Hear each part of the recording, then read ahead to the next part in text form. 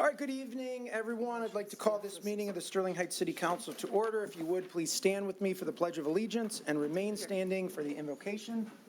I pledge allegiance to the flag of the United States of America and to the republic for which it stands, one nation, under God, indivisible, with liberty and justice for all.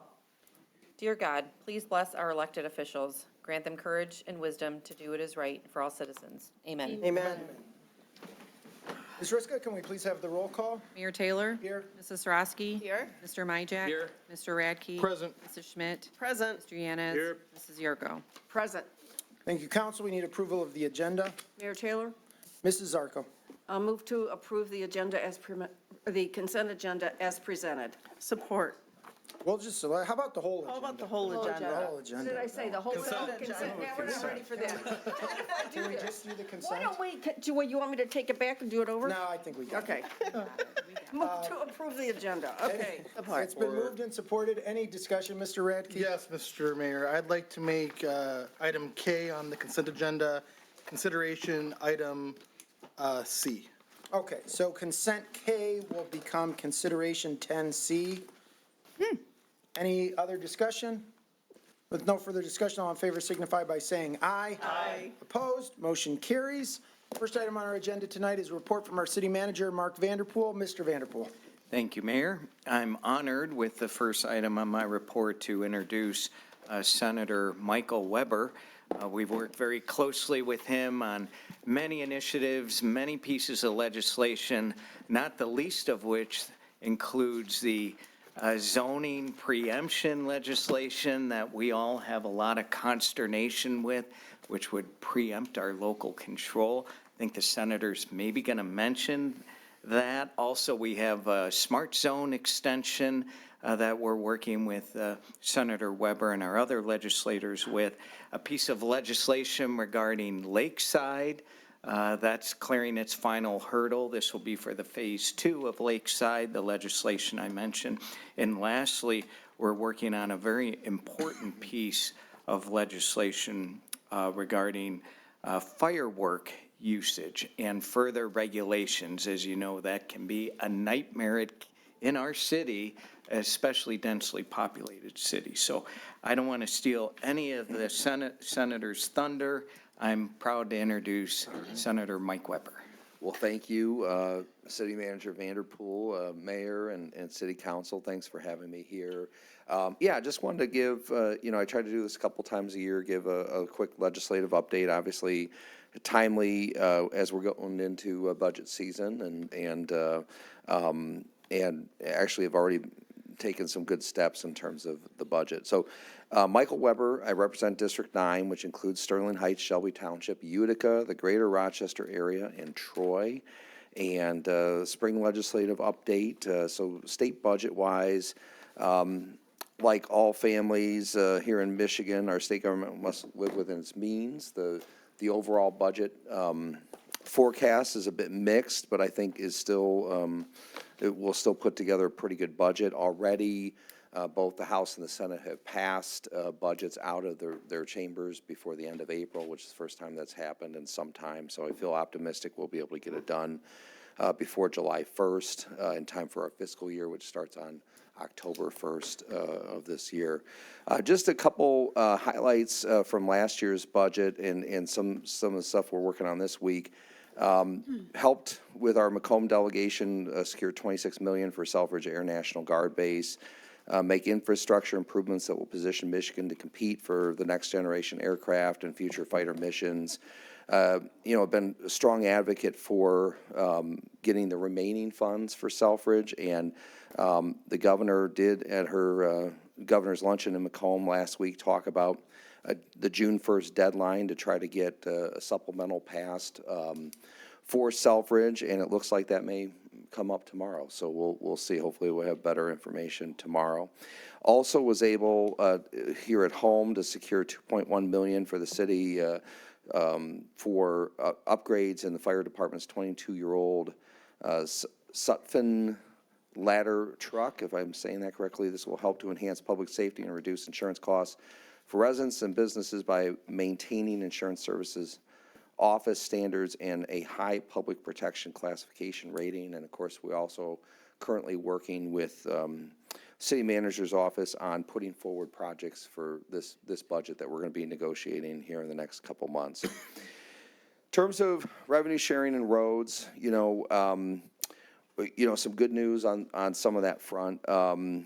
While the revenue sharing, at least the way the governor proposed it, was down a little bit because of the removal of sales tax on gasoline, we did do, because of the bipartisan road funding deal, Sterling Heights is expected to receive over $5.3 million or 33.1% increase in road funding yearly from the state. And so as that's going into effect this year.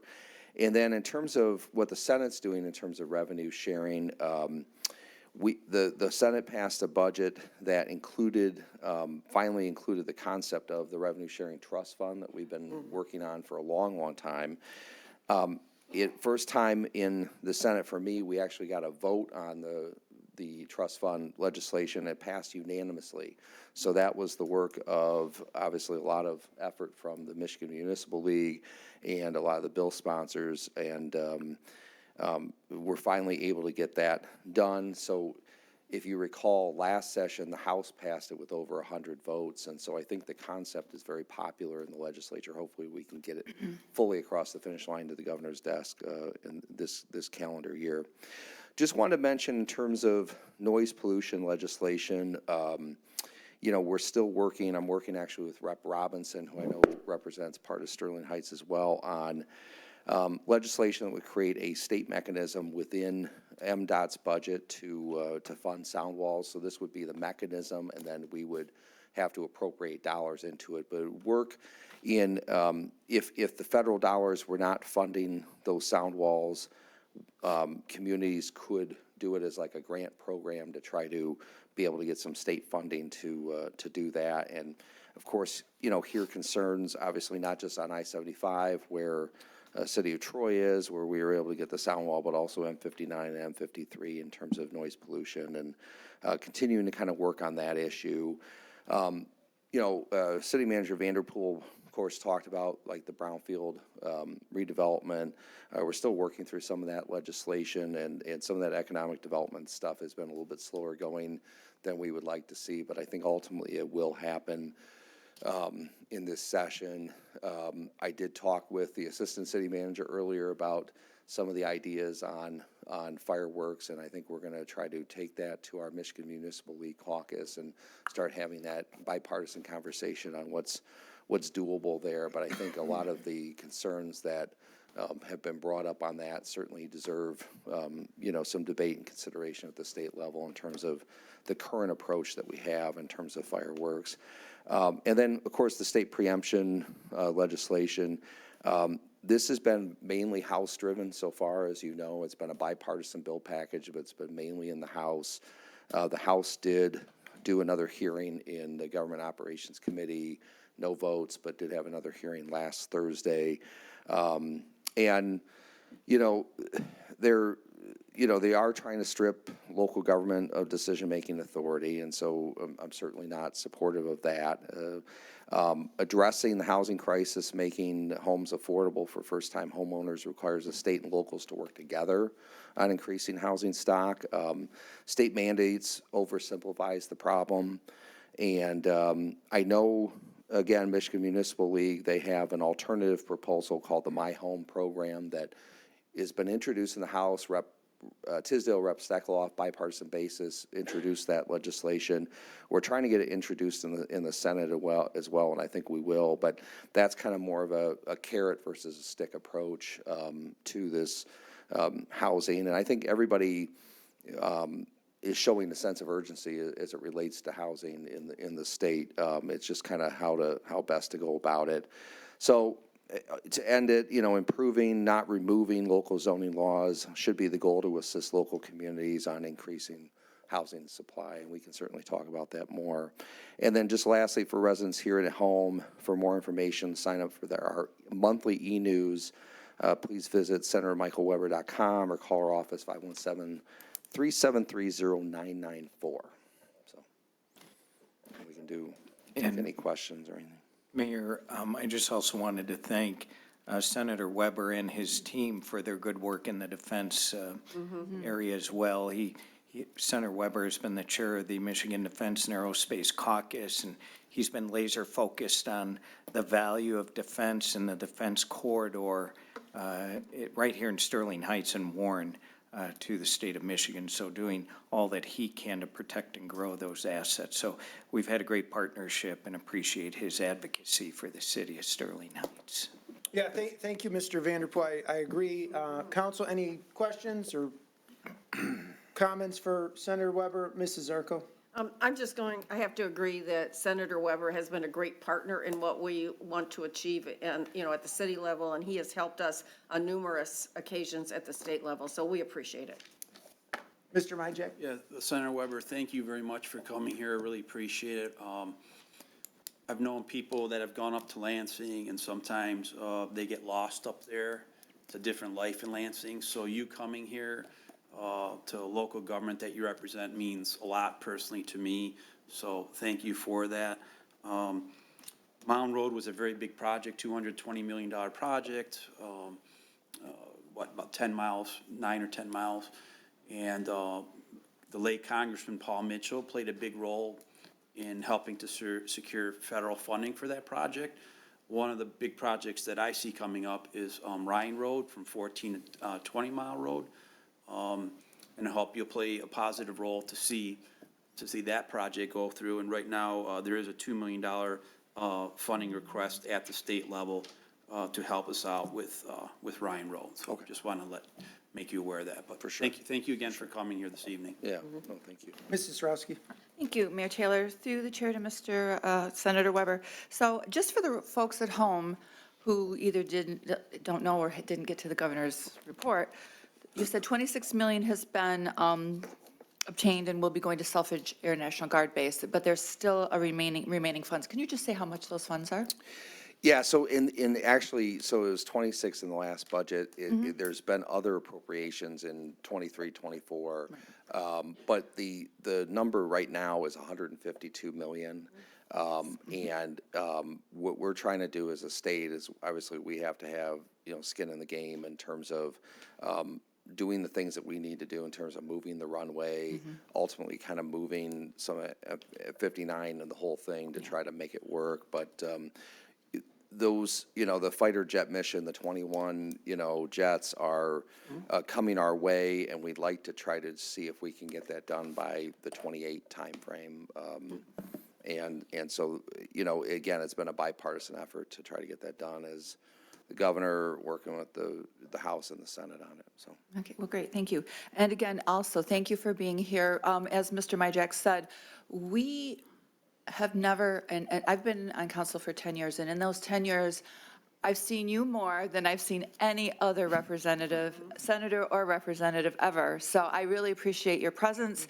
And it's not just here at council meetings, just for the residents to know. He's in the community doing a lot of community events too. And so I really appreciate that because you're here with the people that you represent, and that is an extremely wonderful value, and I appreciate that tremendously. Just one other question.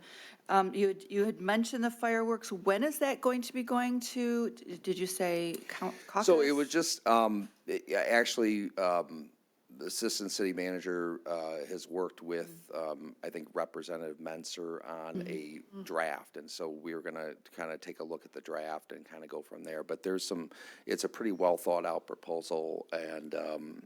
And so what I said was, we'll take it to our Michigan Municipal League caucus of legislators that have come from local government background. And obviously, it's a bipartisan group, and I think, how can we kind of take a look at this? And I did, tell the Assistant City Manager I was on City Council when some of this stuff kind of went into place, and actually, they kind of amended it after they originally passed it to do the 11 p.m. curfew and that kind of thing. So it's been a while since I think the legislature's looked at this. And so I think, what's doable, the art of the possible, that kind of thing. But certainly the fact that Rep. Menser is working on the draft, I think, is a good step in the right direction, and then we'll kind of move from there. Well, that's good, and I really appreciate that. I know our residents would like to see some changes as well, so truly appreciate it. And again, thank you so much for coming. Sure, thank you. All I have, Mayor.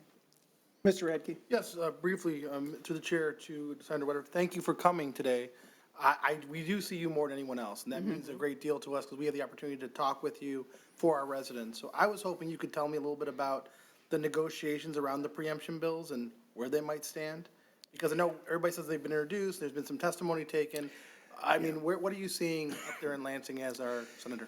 Yeah, and again, I'm watching a little bit from afar with a lot of the action in the House. I think, so far what I've been able to gather was there were new substitute amendments to some of the bills that were kind of proposed as maybe some middle ground at the last meeting, and it sounds like they were not met with that type of middle ground support.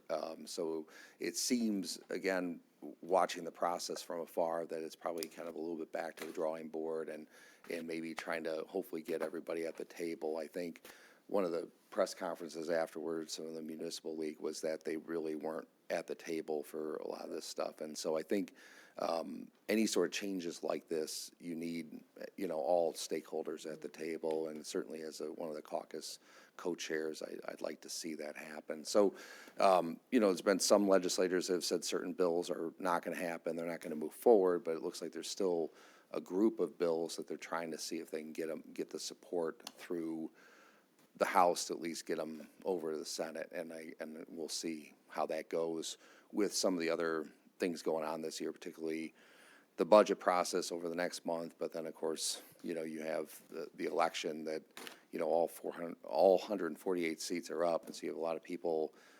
kind of focused on what's happening later in the year, and you're not going to have as much legislative time this year.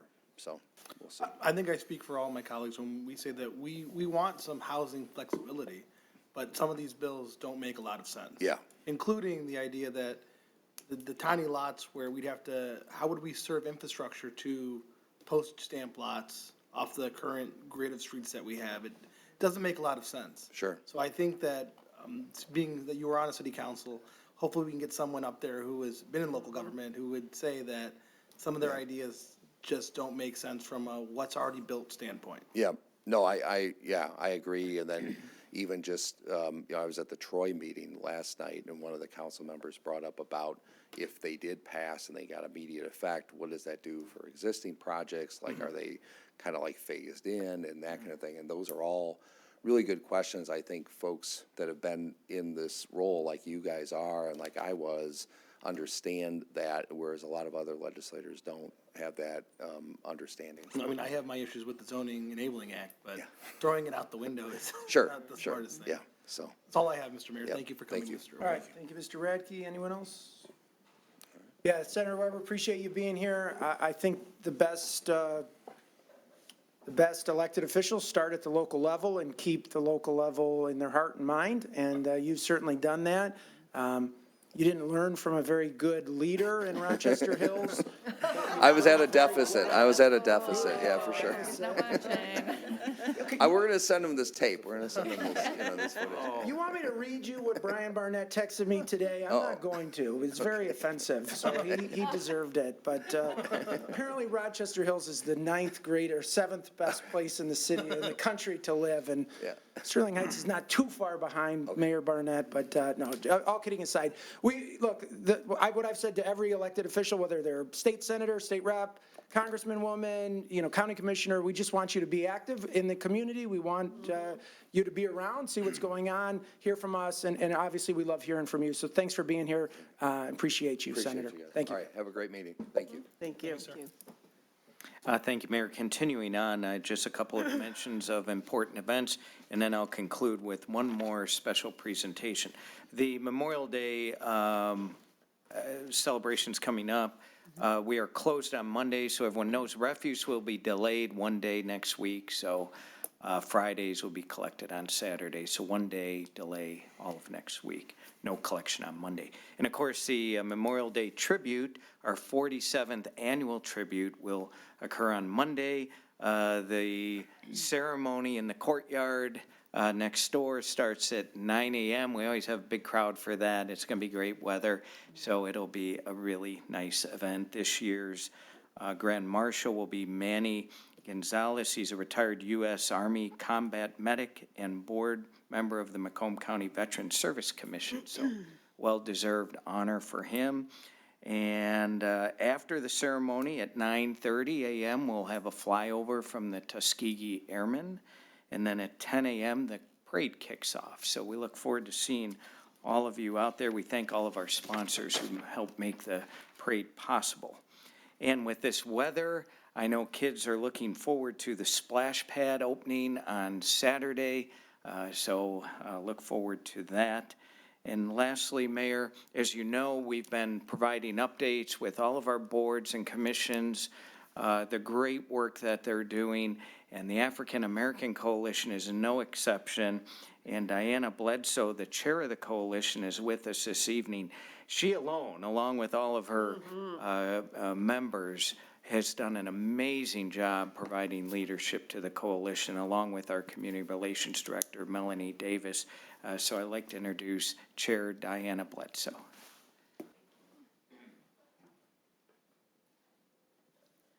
Good evening, Mayor Taylor, City Manager Vanderpool, and City Council. Thank you for this opportunity. Dan, do you mind moving the microphone down just a little bit? Oh, yeah, there we go. Is that better? Yeah, Okay. Mike's about as tall Okay. as it gets. All right. Thank you for the opportunity to be here. And also, before I begin, full disclosure, AI did not do this presentation. I did it on my own, so I want to make that clear. So this, I want to share with you the African American Coalition Steering Committee. As Mr. Vanderpool announced, I'm the chair. My vice chair is Tracy Scott. Treasurer is Shemaine Anderson. Secretary is Tamira Baker. Sergeant Arms, Lewis Moore. Parliamentarian is Yawanda Buckles-Nyade. And members at large, we have two of them, Pamela Smith and Miranda Young. I want to share with you our vision, our mission, and our core values. The vision of this organization is to make Sterling Heights, make sure Sterling Heights is a community where African Americans thrive. Our mission is to enrich our community by bringing diverse perspectives, fostering cultural vibrancy, and driving social and economic progress for African Americans in Sterling Heights. Our core values: we pursue and uphold inclusion, representation matters, budgets and policy must reflect equity, continuous cultural education and growth is imperative, and accountability is a pathway to commitment. These are the foundation of the organization. These are our pillars. The first pillar is equity and inclusion. Budgets and policy must reflect equity. Increase minority representation in city government, police, and fire department, and schools. And then collaborating with our community-based organizations, with other community-based organizations. Education pillar, sponsor educational opportunities. Continuous cultural education and growth is imperative, and you'll see that as I go through some of the activities that we've conducted. We try to be a resource to city leadership, providing collective input from the African American perspective. And then economic empowerment, improve awareness and access to various funding sources, strategic partnerships to promote economic growth. We advocate for financial literacy, and then supporting and promoting African American businesses. I want to share with you how the organization has been growing over the last few years. This is basically the number of new members that we have that have joined our organization since 2023. As you can see, 2023, we had 7 new members for the whole year. Then we actually had a chairman for a membership committee appointed, and that was in 2024, and you can see 50 members that year. As we continue to grow, 2025, 56 new members, and so far, year-to-date, we're at 27 new members. So this is something we're really pushing for, is to have the organization grow and make sure that anyone in the community that's interested in attending our meetings, that they're aware of them, and they are more than welcome to come. I want to review some of the accomplishments that we've had over the last few years. Our Black History Month dinner continues to grow and has sold out each year. This is something we started back in 2023. This year, it's sold out at a little over 200 people. We've accomplished getting the first African-American caterer approved to provide services to the community center. We've created the Shack Scholarship Initiative. That's new for this year. And then our 2026 Juneteenth is on track to be our biggest event yet, with 30 lawn vendors, entertainment on the second stage at Patio and Pints, several Black-owned food trucks, and the farmers market vendors. And that's on June 18th. That's coming up here in the next few weeks. There are 4 coalition members that now serve on other city boards and commissions. Myself, I serve on the Citizen Advisory Committee. Thomas Howard, he's on the Beautification Committee. Carmen Williams, she's been a longstanding member on the Ethnic Community Committee. And Lillian Jacobs, she serves on the Solid Waste Management Commission. So before this organization, Carmen, I believe, was the only African-American that served on the board and commission. Next, we've held our first community giving event in December of 2025. We collected pajamas, hats, gloves, and hair care products, and we donated those to MCREST. We've also begun a fundraising campaign to help support our scholarship.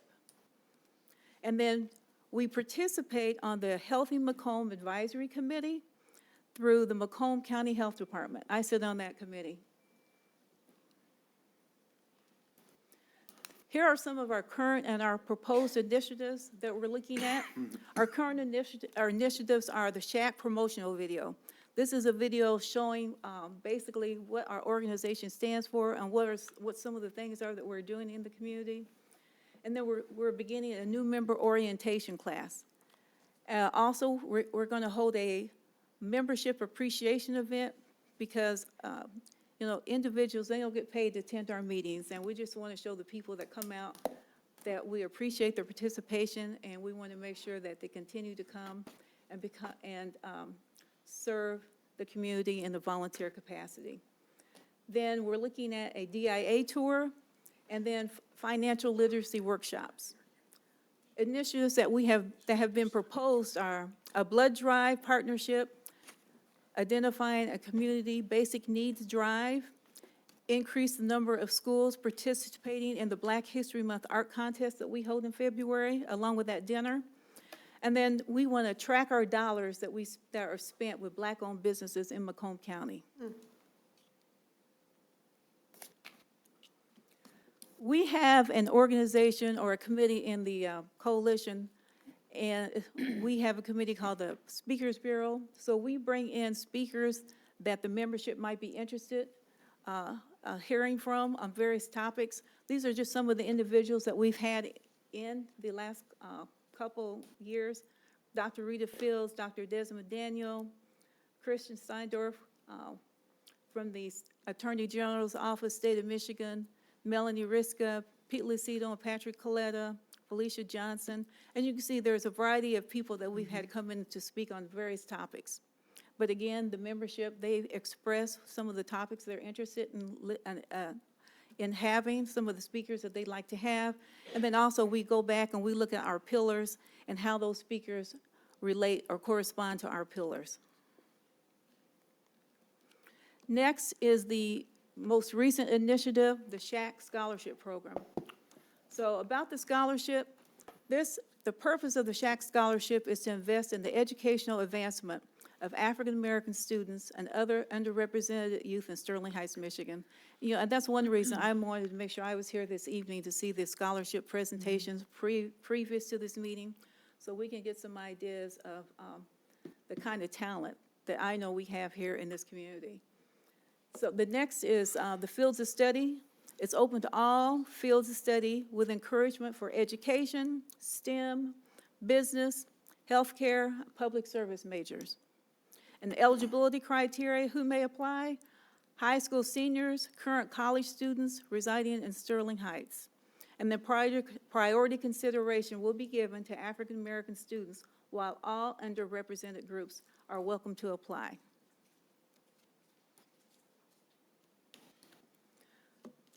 Strategies for success. We want to make sure that we're around for years to come. So these are some of the strategies that we've developed to make sure this organization is successful. First of all, growing our membership and encouraging more millennials and Gen Zers to join. So we're always talking about we want to get younger people involved in the organization. So we're taking this very seriously and want to prioritize trying to get more youth involved in our organization. Then we want to increase our community visibility and engagement. We want to make sure that we're aggressively going out for sponsorships, solicitation. You know, you need funds to be able to do some of the things you want to do, and we have a lot of ideas and a lot of initiatives that we want to accomplish. So we're really going to start looking at obtaining more sponsorships for the things that we have planned, and then consistent fundraising initiatives. And then identifying community impact opportunities, ways that we can make a difference, not just for the African-American community, but for the entire community. And then develop a roadmap for organizational sustainability, and seek strategic partnerships with other organizations, and then increase our social media presence. And lastly here, just a few pictures of some of the activities that we've had. The first two there are from our Black History Month dinner. The ones with us in the aprons from our very first one in 2023. The next one is where we've grown quite a bit, and we had the dinner at the community center. Then you can see where we delivered the donations to MCREST that we had collected in December 2025. We also were awarded the Volunteer Group of the Year in 2022. And the picture below is Juneteenth from 2025. So we'll have a new one of those here in a few weeks. And I'd like to thank you for the opportunity, and this is just a shot of a number of the coalition members. Any questions? Council, any questions? Mayor Taylor, Mrs. Sarowski. when are your meetings? Through the chair to Ms. Bledsoe. When are your meetings? They're the fourth Monday of every month at the community center. And who's all welcome to attend? Anyone can attend. It's open to the entire community. I just wanted to make sure that was on record. Thank you very much, Mayor. Thank you, Mrs. Sarowski. Mrs. Zarko. Thank you, Mayor Taylor.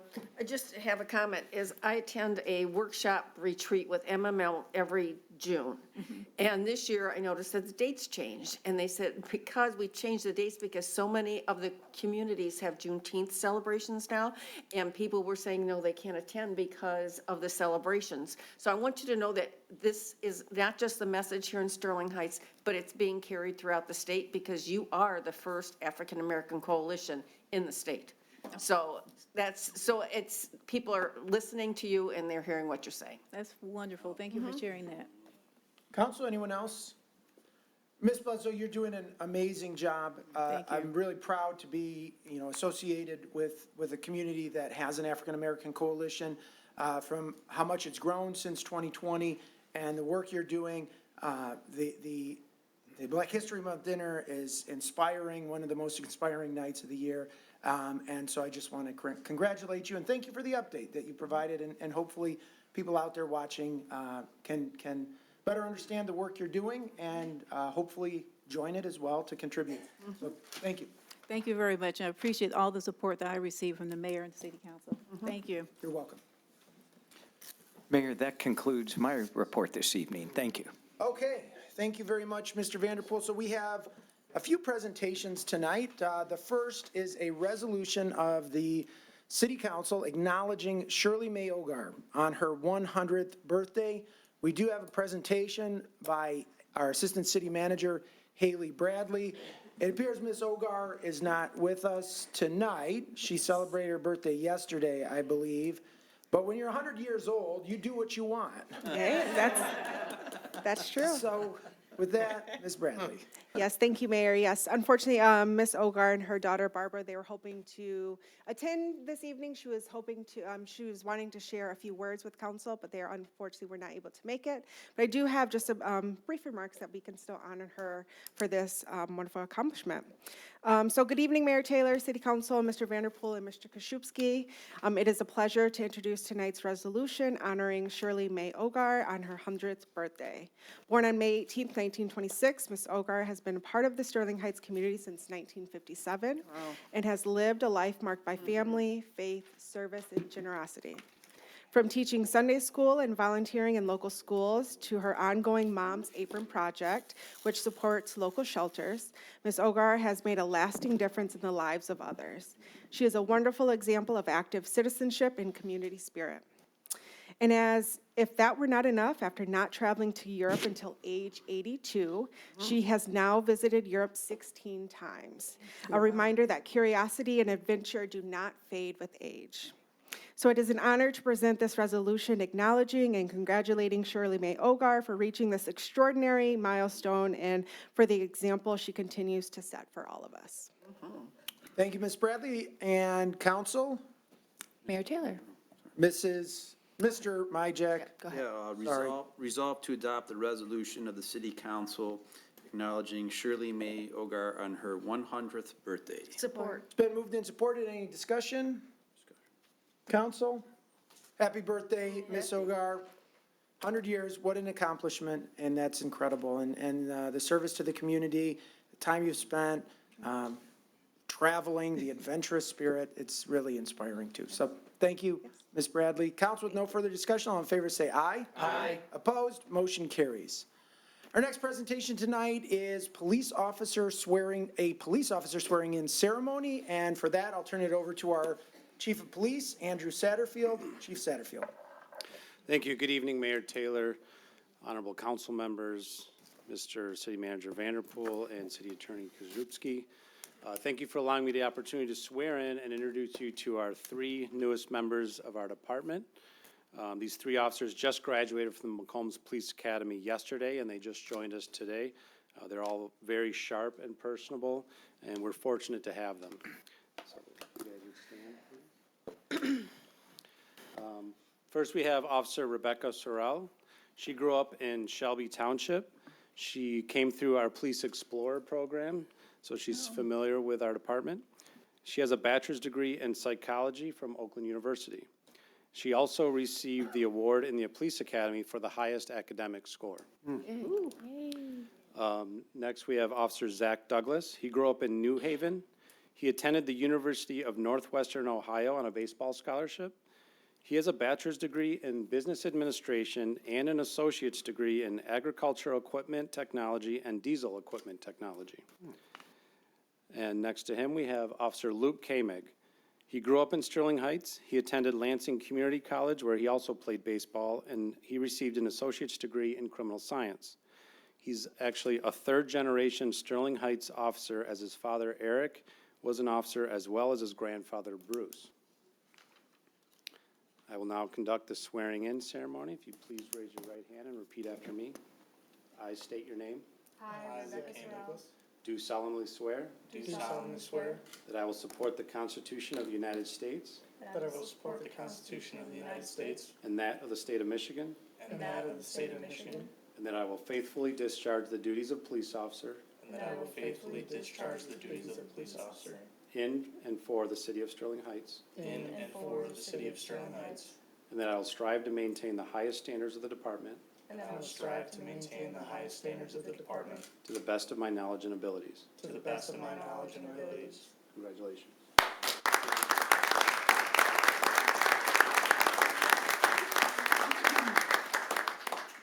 We'll now conduct the pinning of the badge, so if their family members would like to step forward. Officer Sorrell will do hers first. She'll be having her badge pinned on by her mother, Christy Sorrell.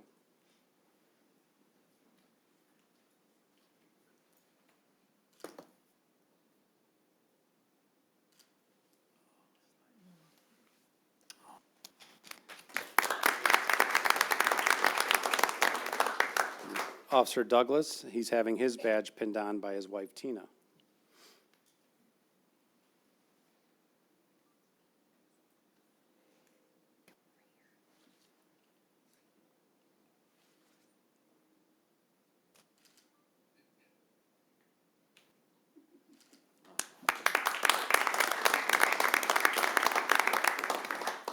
And Officer Kameg is having his father and former Sterling Heights officer Eric Kameg pin his badge.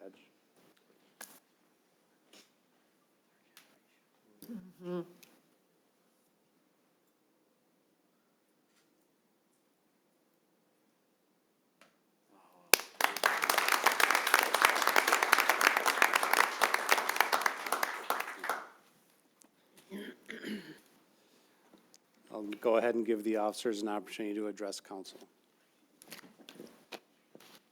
Good evening. I just wanted to thank Chief Satterfield and the City Council for sponsoring us through the Police Academy. And like the Chief said, I was an explorer and an intern with the Sterling Heights Police Department. So I'm really excited to come back and give back to the community that gave to me. Thank you. Thank you.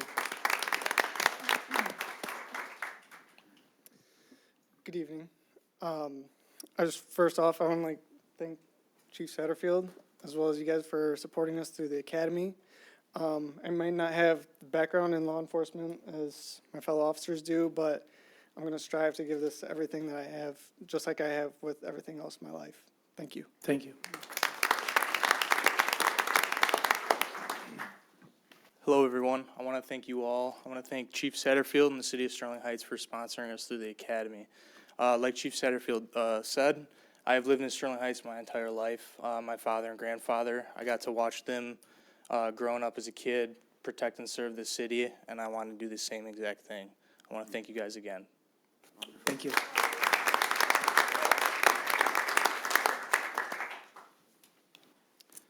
I also want to thank the mayor and city council for your continued leadership and support of the police department. Invite you to greet the officers and appreciate that. Thank you. Chief, Council?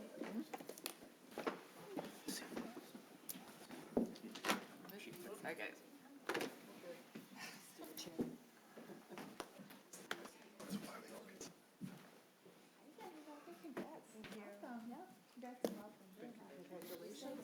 Welcome to the family. Stay safe. Stay safe. Welcome aboard. Congratulations. Welcome aboard.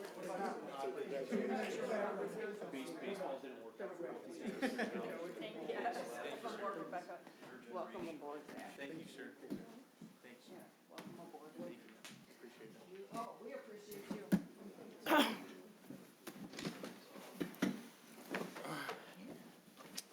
All right, Council, I'm sure before they and their family are excused to celebrate, there will be some comments for them. Mrs. Sarowski. Thank you, Mayor Taylor.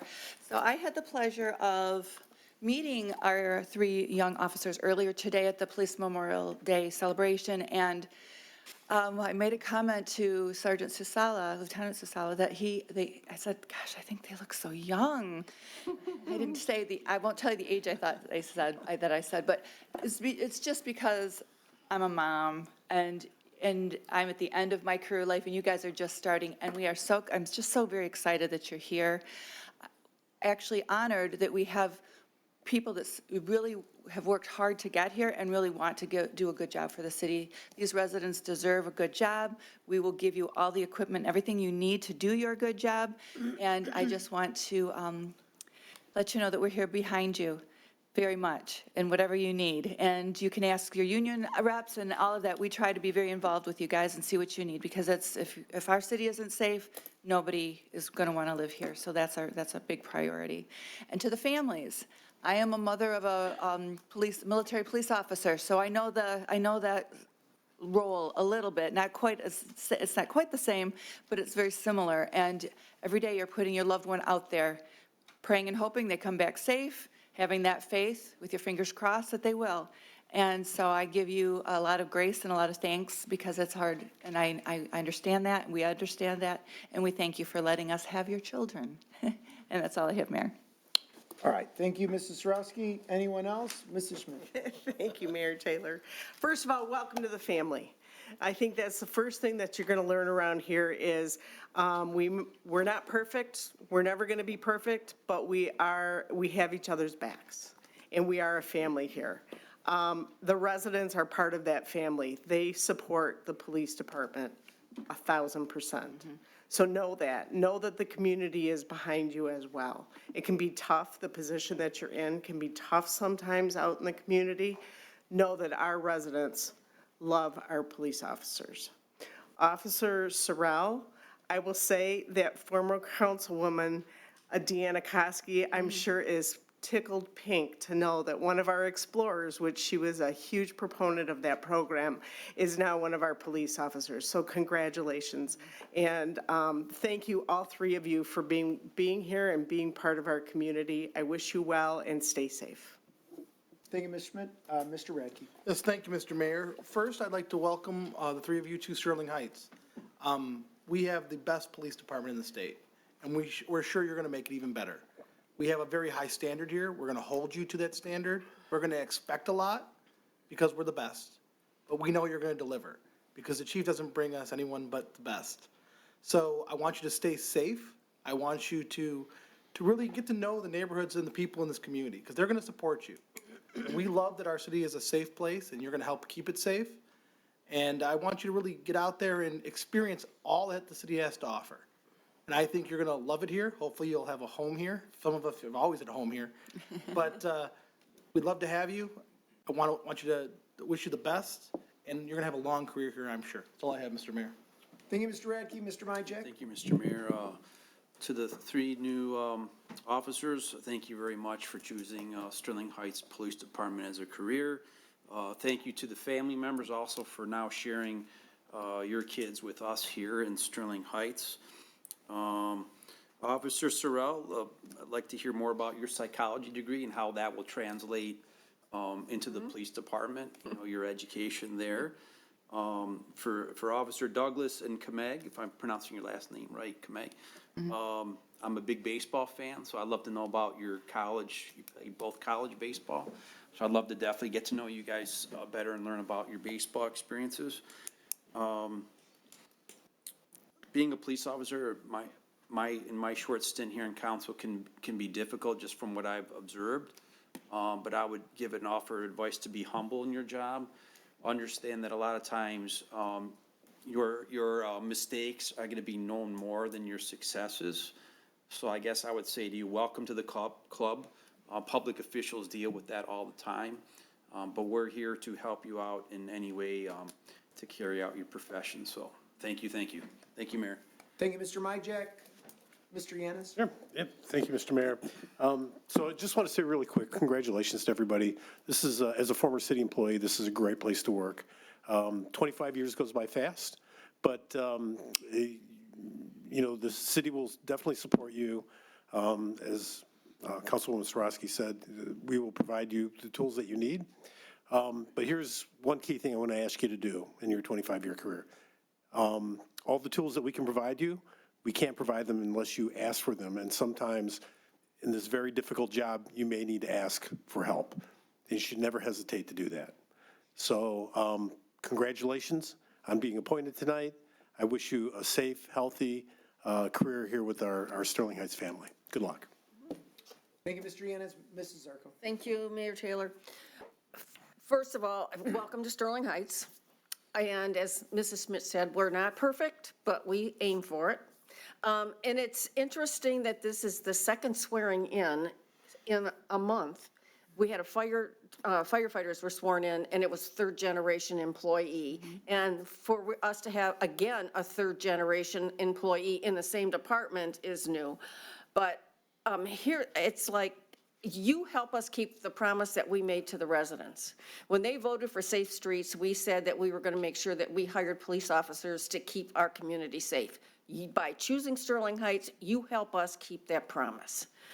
Now, on another note, Luke, when I saw your dad in the back and I was walking out when we were taking the pictures with the scholarship winners, my first thought was, what does he need a liquor license for? Because it's another part of our agenda. But and when he was here, because you're being sworn in, it was like ding, ding, ding. It seems like it can't be possible that he would have a son old enough to be sworn in as a police officer in Sterling Heights.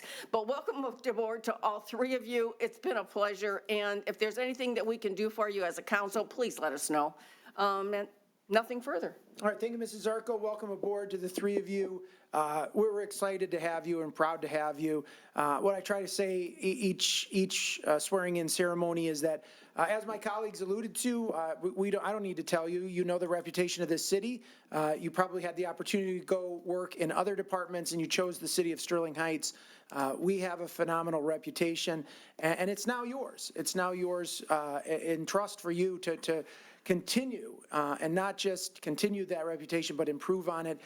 We wouldn't have hired you if we didn't think you were capable of it and up to the task. I want to thank the three of you for choosing a career in public service and choosing a career that's dangerous, a career that has been maligned a lot in the news media and in many people's minds. But I know, and I know our chief knows, our city council knows, and most importantly, I think our residents know that you're here to protect and to serve, and that's what you will do. To the family members here, particularly the K-Megs, you guys know what it's all about, being police officers, and you know the kind of support that these three young people need from you. And so I appreciate all of the family being here. They're going to continue to need your support, and they're going to need everything that you can give them, because they're doing a very difficult job, but they're doing one of the most important jobs, and that's protecting and serving regular people like me, my colleagues on council, my neighbors, and everyone else that calls this city home. So congratulations to the three of you. I hope you have long, healthy, happy, productive careers and rewarding careers here with the city of Sterling Heights. So council, do we have a resolution? I can never remember for this. No resolution. So then I'll just end with one more round of applause for these three new police officers.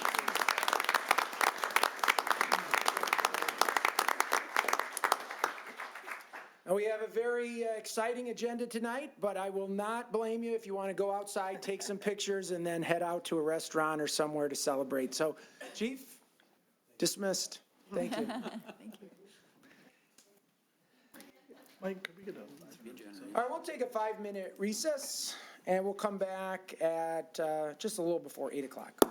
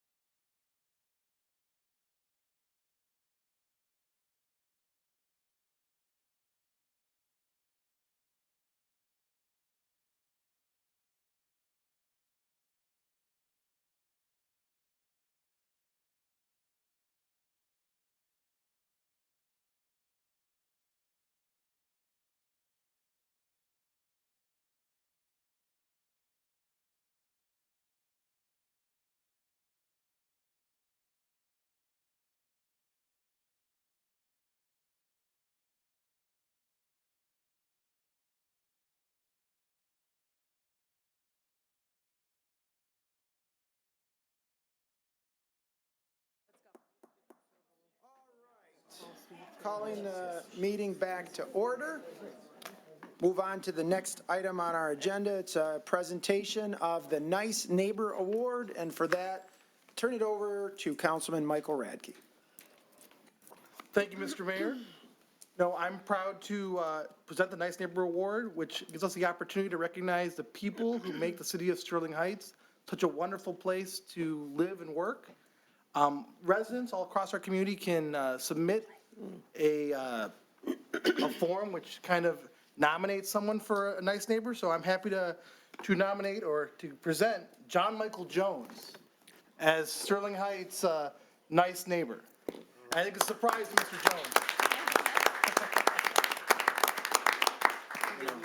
Yeah, he did not know. Oh. We did not tell him. He's totally surprised. How'd you get him? Well, you'll have to tell us how you got him Tell here. you in a way. Yeah, so Mr. Jones is a retiree who devotes significant time to the care and upkeep of his home and yard. While working outdoors, whether it's raking leaves or clearing tree branches or repairing his vehicle, he greets his neighbors and talks with them about what's going on in the neighborhood. He knows all of his neighbors' names and even their dogs' names. And I'll tell you, I hope every neighborhood has we call it the mayor of the block, the person who knows everyone, who keeps track of everyone, who keeps everyone on track. In addition to your friendly presence, you routinely provide practical assistance to residents on the street, including picking up their garbage carts back to their houses. You frequently offer with everyday tasks and that are hard for your neighbors to manage. So I'm proud to give you this award. I think you have the person nominated who wants to say a few words, but thank you for being a great neighbor in Sterling Heights. We're proud to give you a certificate. We're proud that people like you are what makes Sterling Heights great. I like living in Sterling Heights. It's a good community. I got good neighbors, and we all work together. It's a really good foundation on our street. I mean, it's amazing to us, and Yeah, that's the it's backbone good. of the community. We all, if you need a rake, a shovel, or a, lawnmower or whatever, or something fixed, I'm there for you. It's good. It's good for all of us. What's your number? I'm retired. I'm available. So before I come down and give you a certificate, I know that your neighbor who nominated you wanted to say a few words, ma'am? Yes. I'm Elaine Bazes. I live across the street from Mr. Jones, and I've lived there for 51 years. He's lived there only 26. You're a newbie. 26, oh, right. I just want to say that he's always there for me. He's there for everybody. And like our 83-year-old neighbor broke her fence, she didn't call anybody. She ran over to John's house and said, "I need help." And John has a garage and a basement full of tools, nuts, bolts, you name it, and he's always willing to help. I call it Jones's Hardware. So I wanted, and I'm very happy for him, that we have him living in here. He's created a family for all of us on Nantucket. Right. That's tremendous. Thank you. And I think you want to nominate someone as a good neighbor. I also have a 9-year-old who lives straight across the street from me, who helps me put up my decorations every holiday. I decorate my outside for 8 different holidays. This young man is, right here, Carmen Sheridan. He is a good neighbor in what is it? Now that my mind left me. In training. Oh, thank you. I take out all my decorations and he puts them where they should be according to what he thinks and how good they look. Isn't that true, Carmen? Yes, he's a great guy. Thank you for I giving me. think Carmen's gonna pick up where I leave off. There you go. Thank you.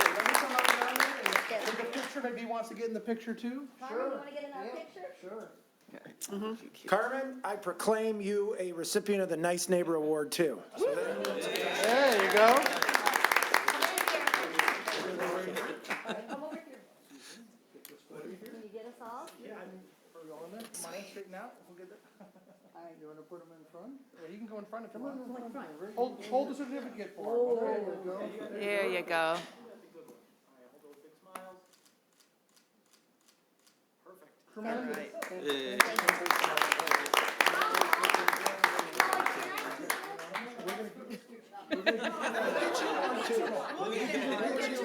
We'll get you one, Carmen. You'll have Got to put in some hours though, Carmen, a little bit. You know what? Just taking over the meeting. Plow Okay. the mayor's driveway and we'll get you one next month. You don't know? What's that? Well, thank you for all that you do. Yeah, thank you. I appreciate the recognition. How'd he get here? Remember, it's a yeah, surprise. But the how'd you- story about so- how did he get here? Well, Mr. Jones, I have to, what was the name, Ms. Bazzi, was it? tell us why did you think you were gonna be here today? Come up here and talk to us for a minute. I was getting served with paper.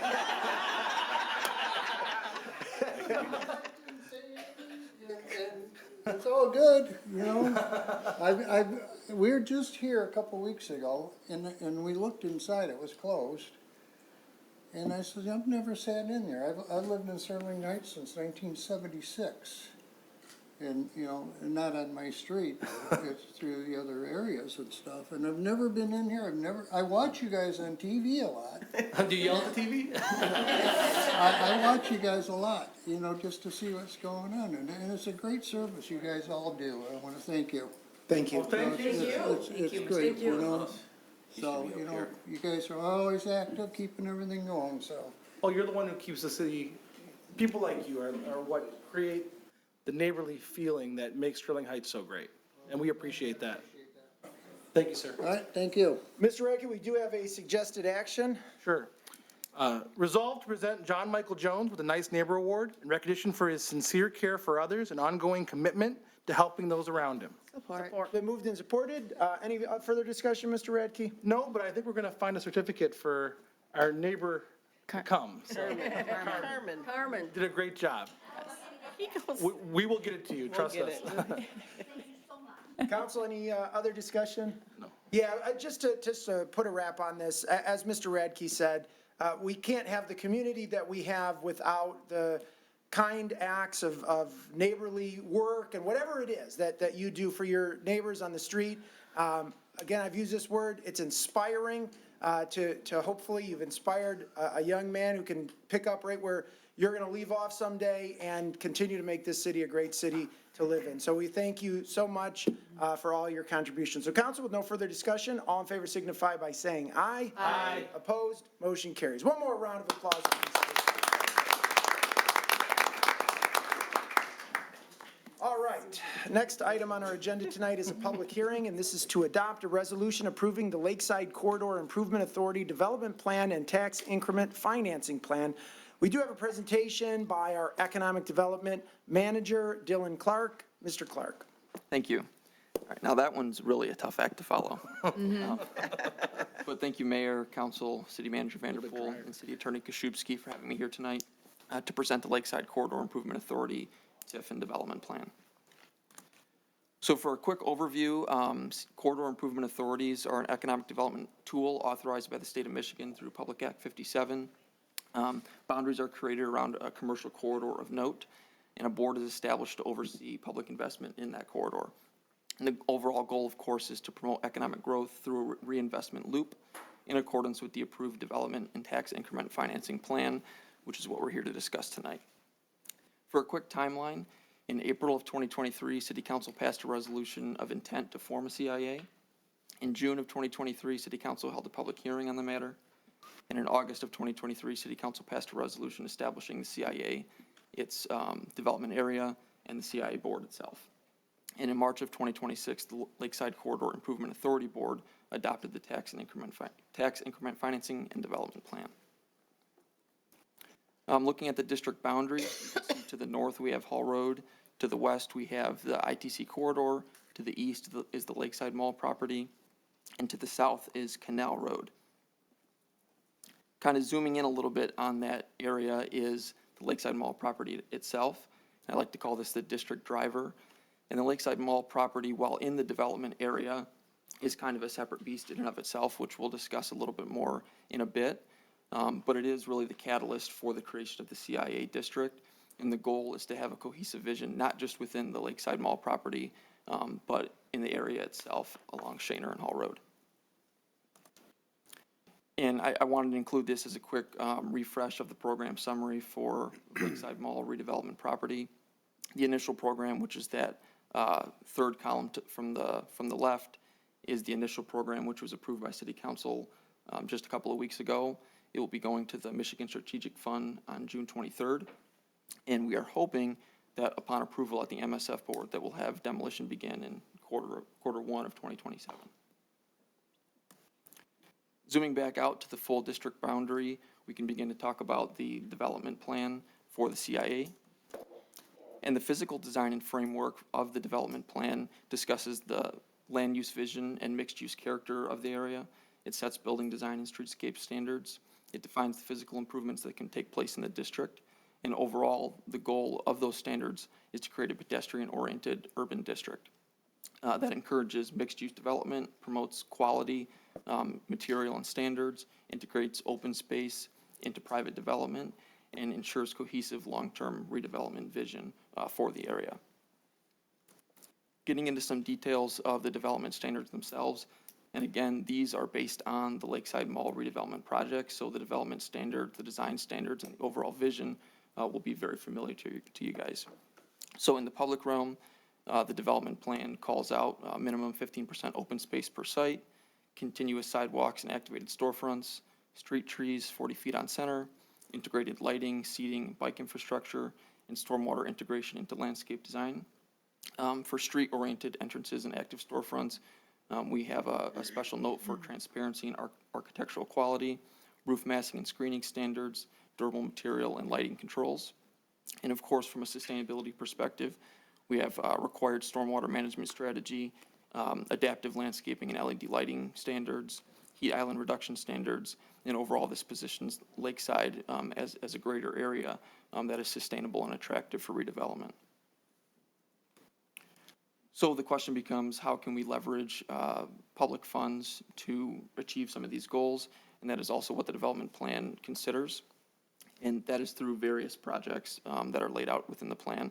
Just for some examples, there's property acquisition, easement acquisition, site prep work, public infrastructure work such as storm and storm sewer, and even fiber and broadband connections.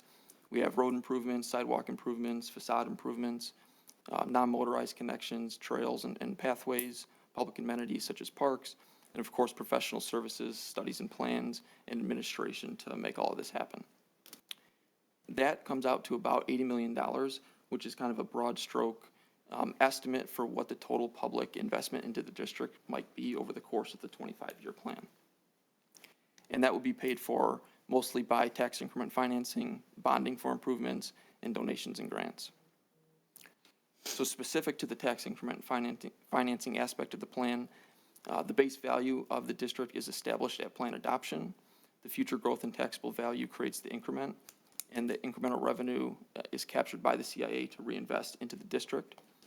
For the CIA district, the base year is over $57 million in taxable value.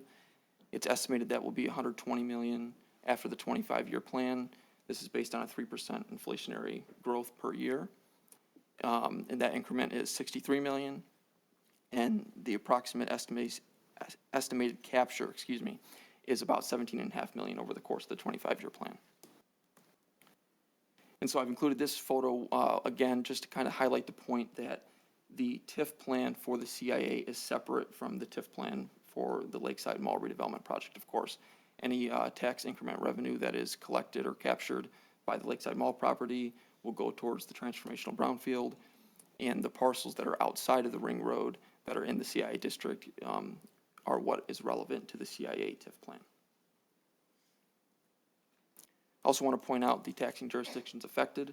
Of course, our city millages are affected, other local millages such as Macomb Community College and the county millages, but school millages such as the ISD and such as the state education tax are not captured by this plan. They are captured in the transformational brownfield plan, but not contemplated for the CIA TIF plan. And just as a quick wrap up, the development and TIF plan work together. The development plan creates a physical vision. The TIF plan provides a financing mechanism to make those things happen, and together they create a structured redevelopment strategy that we can see over the course of the next several decades. And with that, I'm happy to answer any questions. Thank you. All right, thank you very much, Mr. Clark. We will open the public hearing. Is there anyone in the audience who'd like to speak on this item? Mr. Smith?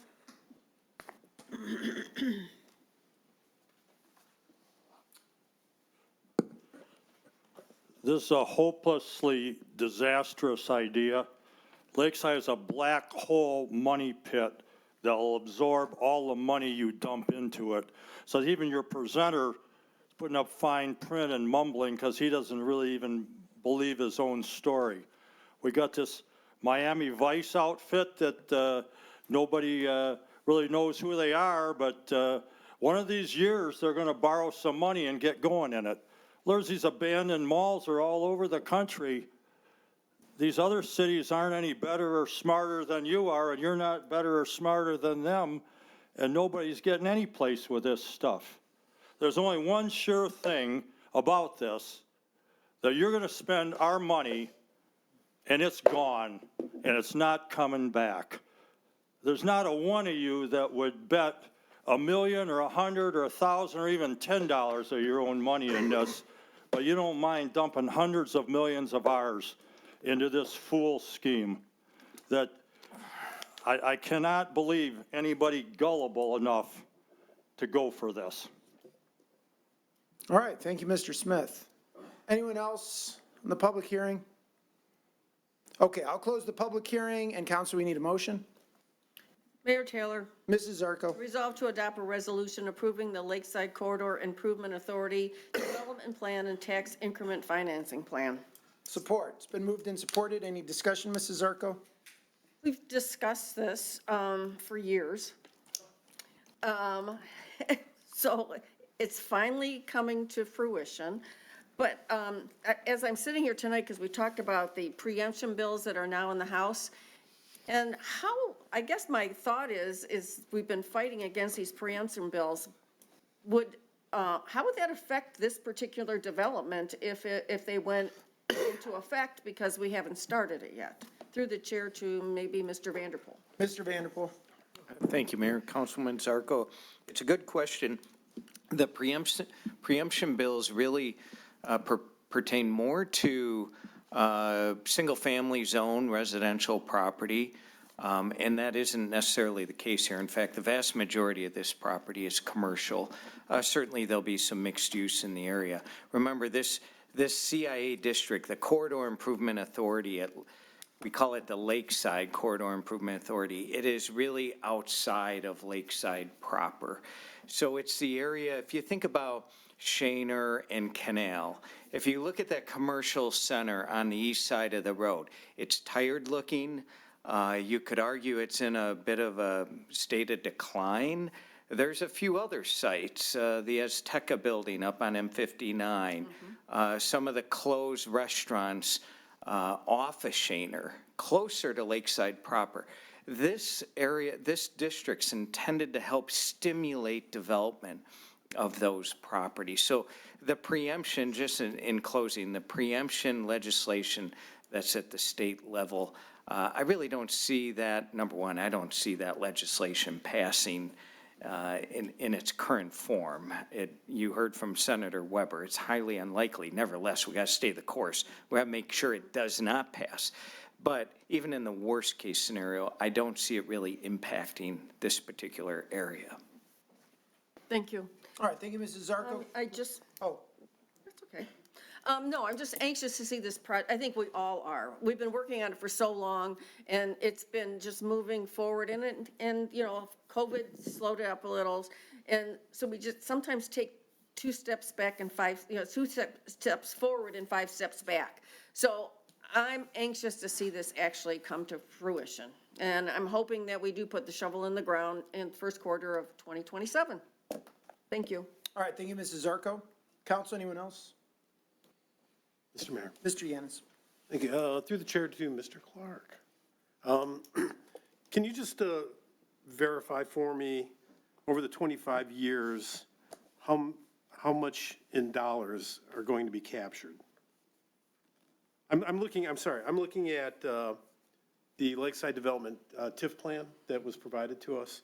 It's in the supplemental table 1. I don't know if that's something you can look at, or? Yeah, absolutely. So the estimated total capture over the course of the 25 years is about $17 million. 17 million captured. Okay, so,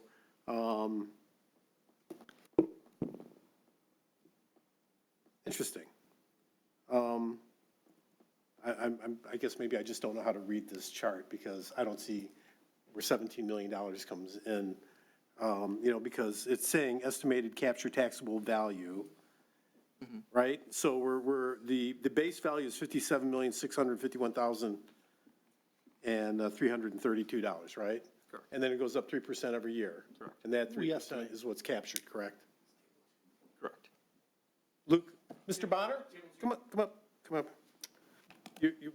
Please, if you got an answer. Yeah, table 2. Yeah, I'm looking at table 2. Okay. All right.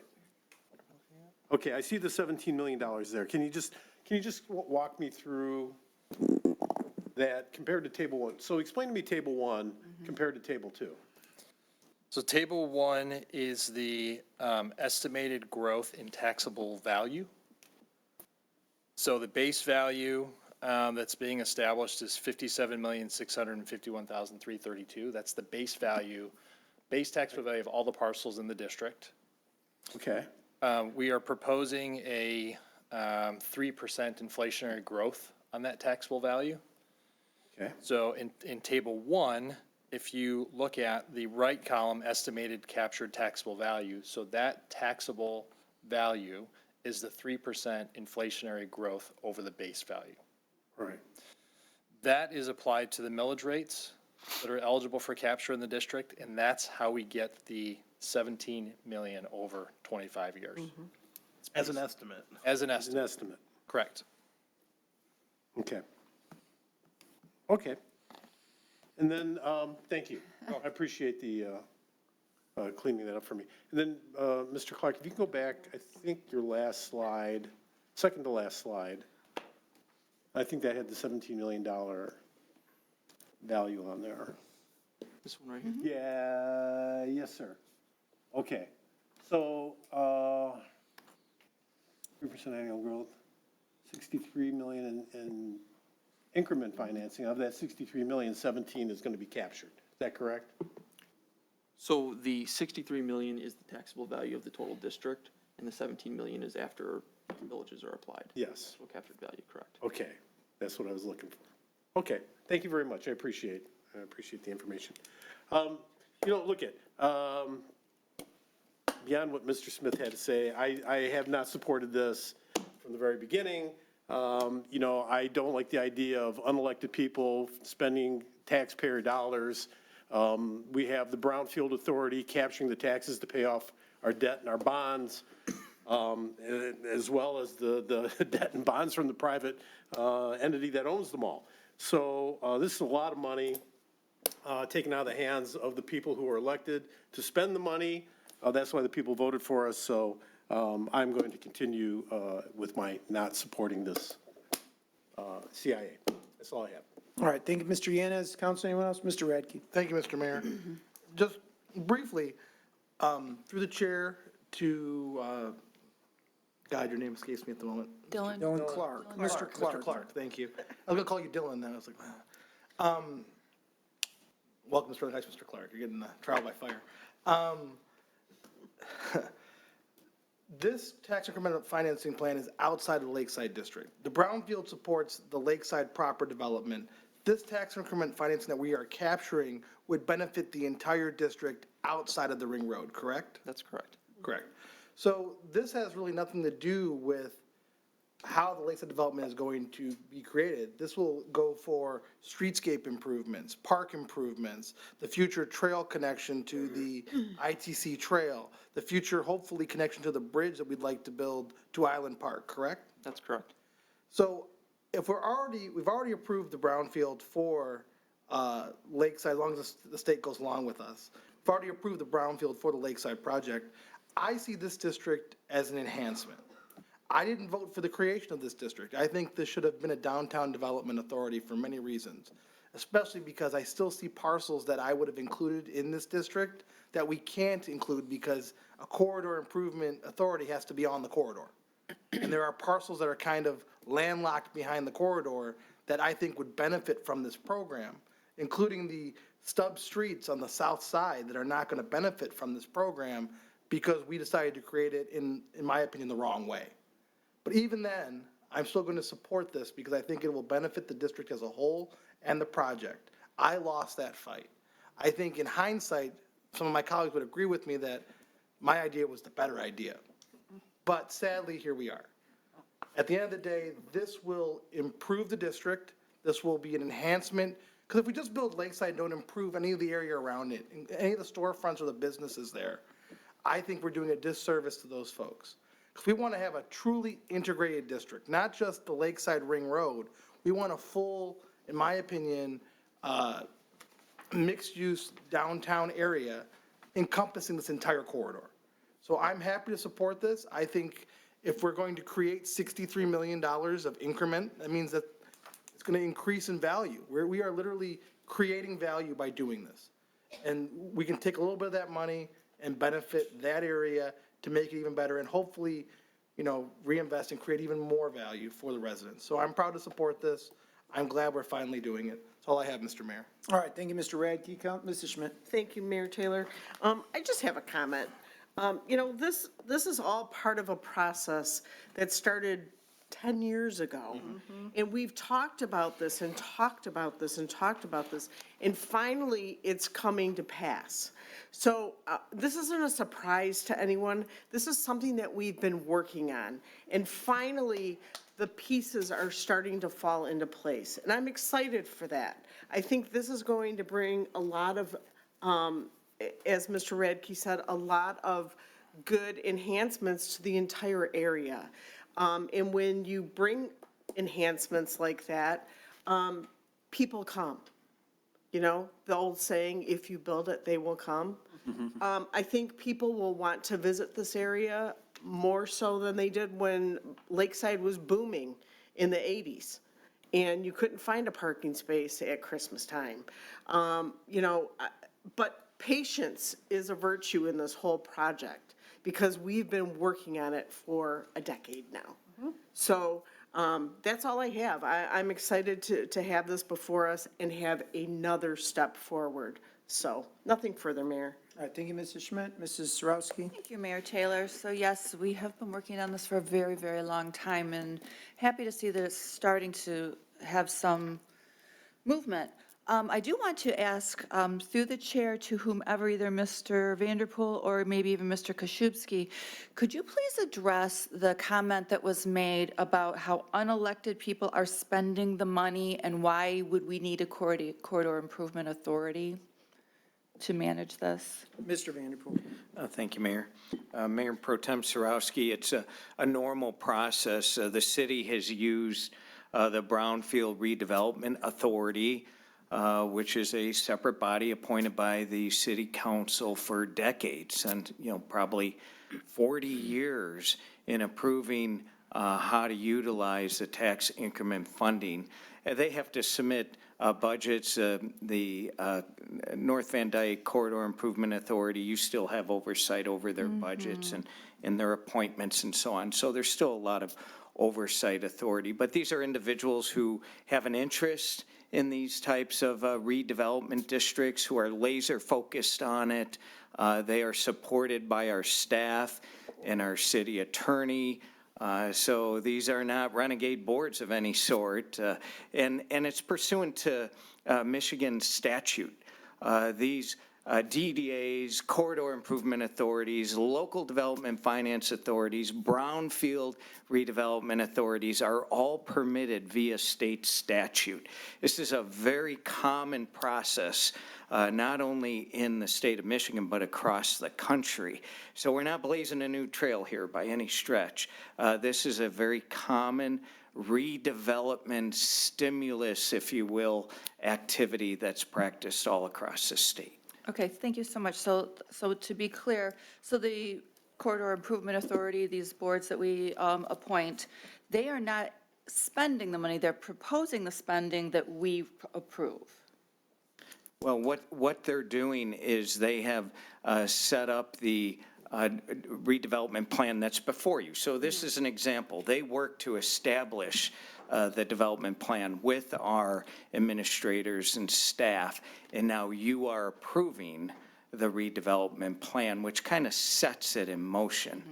So they'll provide oversight of the activity that goes on out there, but you still have a lot of oversight control yourselves. Okay, very good. So that's, I just appreciate that. I wanted to have you and your infinite wisdom explain that much better than I could have. So thank you very much.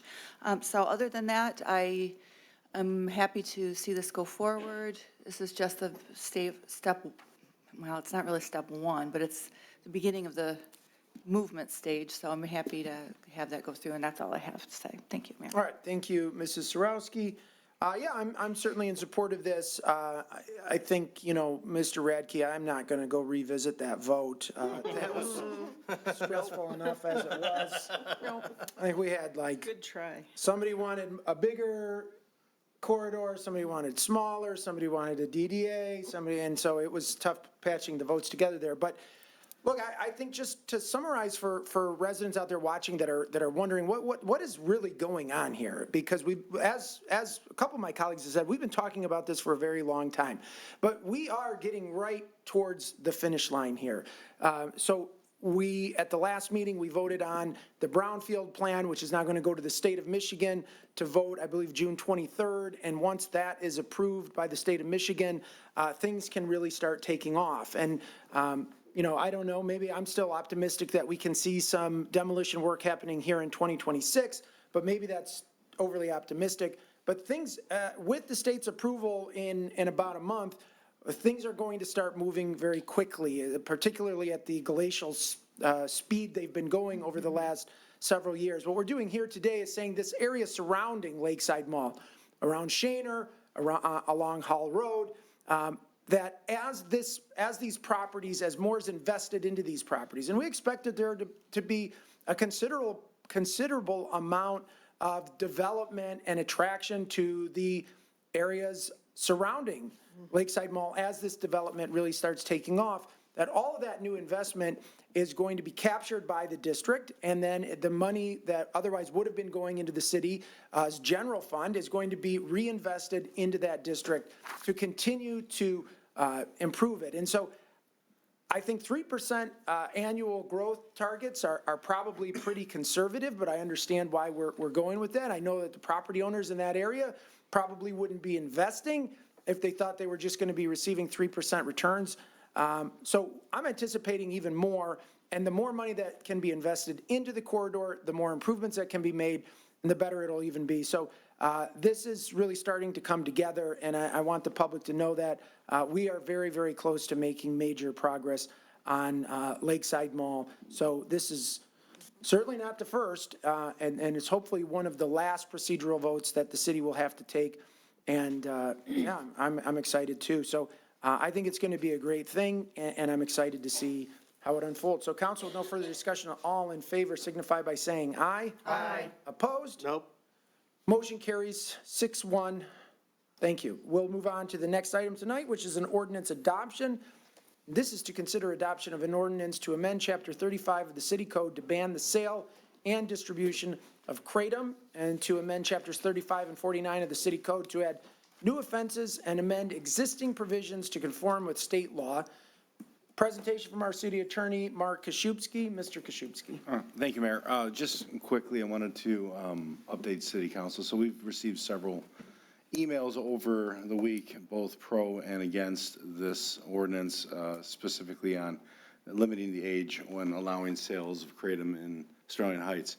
The practical difficulty of allowing the sale of kratom through Sterling Heights now is it's just a unregulated substance for us. The state is looking at a statewide ban. If that were to pass, then it would be statewide and there wouldn't be sale of kratom anywhere. Right now, kratom is available online.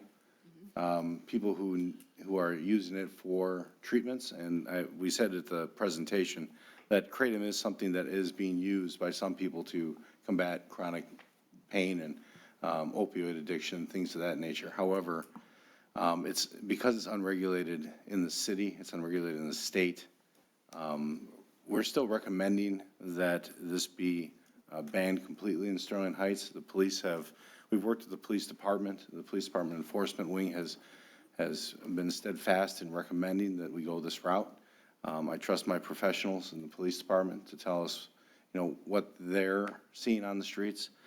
We've gotten a lot of emails. I know that at least one council member has received at least one email of a photograph that I don't want to necessarily detail, but of an individual who was pronounced dead as a result of an overdose of kratom. It can be used responsibly. It can be abused. Right now, our recommendation is to continue the actual ban on the substance being sold in the borders of Sterling Heights. Okay, council, or I guess we'll go to the audience. Right. Yes, if there's anyone who'd like to speak on this item, come on up now.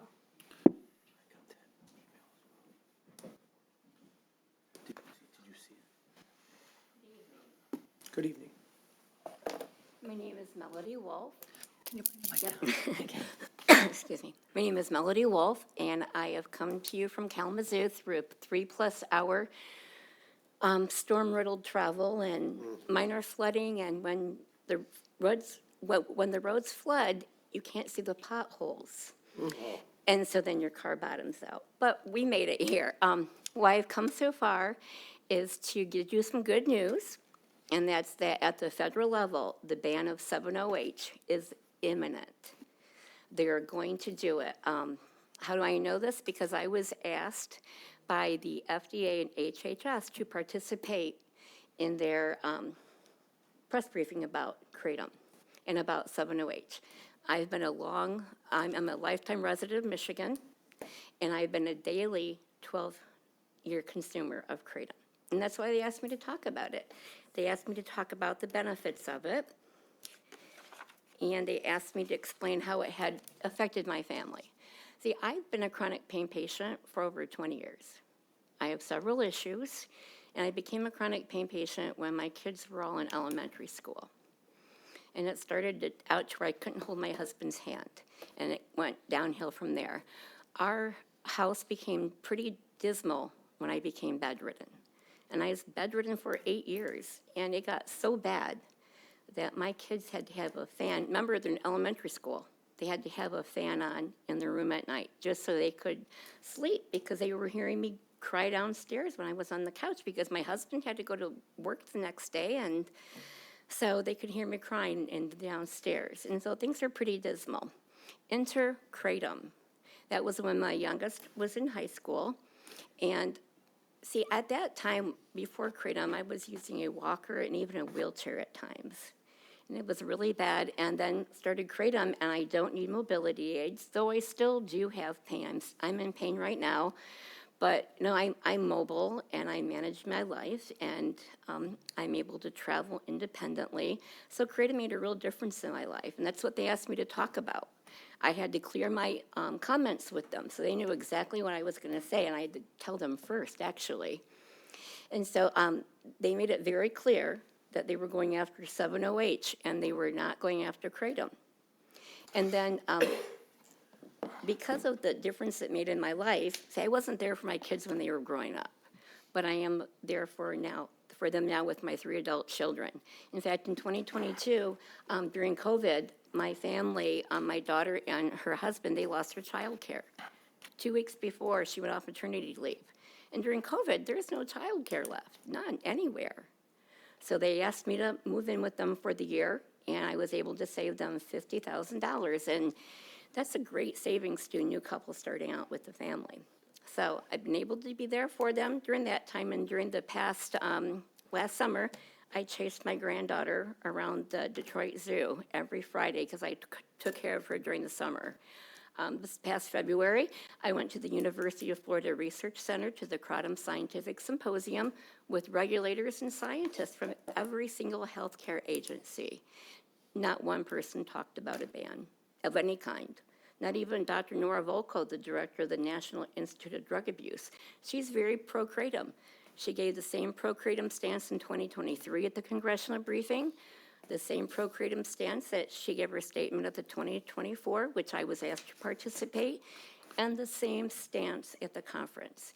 And so I would just please ask you to follow the current U.S. trajectory on kratom, and that is, we need to protect legality, age gate, labeling, of course, that's what I want.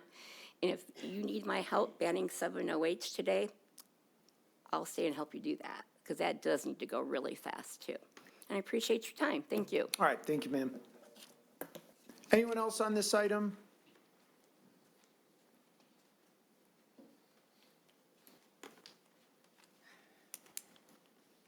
Hi, my name is Brittany Sefton. I grew up in Michigan my whole life.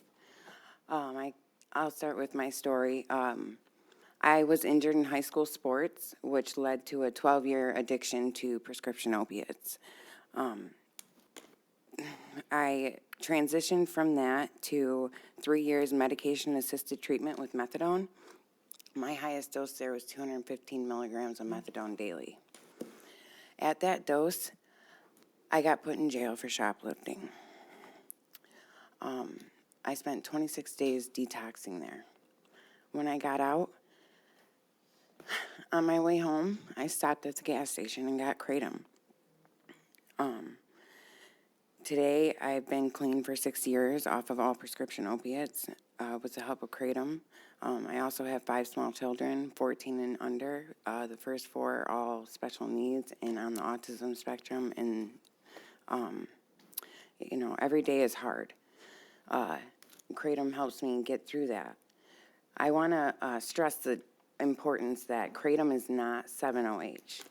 There is a big difference. They are not comparable. They should not be treated the same. They should be dealt with completely differently. Kratom should be regulated and age-gated and, have it available wherever you'd like. But today, I would not be clean if I wouldn't have had access to kratom. I do buy my kratom online now, which they do testing and stuff like that. You can see the test results right there. There's a whole alkaloid profile. 7-OH is a minor alkaloid that is found in kratom. Less than 2% of the alkaloid profile is 7-OH. It's very minor. Let's see. Excuse me. I also wanted to touch on Rhode Island banned plain leaf kratom back in 2017. April 1st, they reversed that, and now they have the Rhode Island Kratom Act, which is heavily regulated and taxed. But they found a need to reverse that because people were buying kratom illegally, and it opened up a whole black market thing, on top of not being regulated. So, prohibition has been proven to not be successful in the past. So today I'm asking for you to maybe regulate plain leaf kratom and ban 7-OH and all its other things that came from 7-OH. There's more people like me. I'm just one of many out of a kratom community, and we're there to help and support each other. And that's about it. Thank you. Anyone else on this item? Yes, ma'am.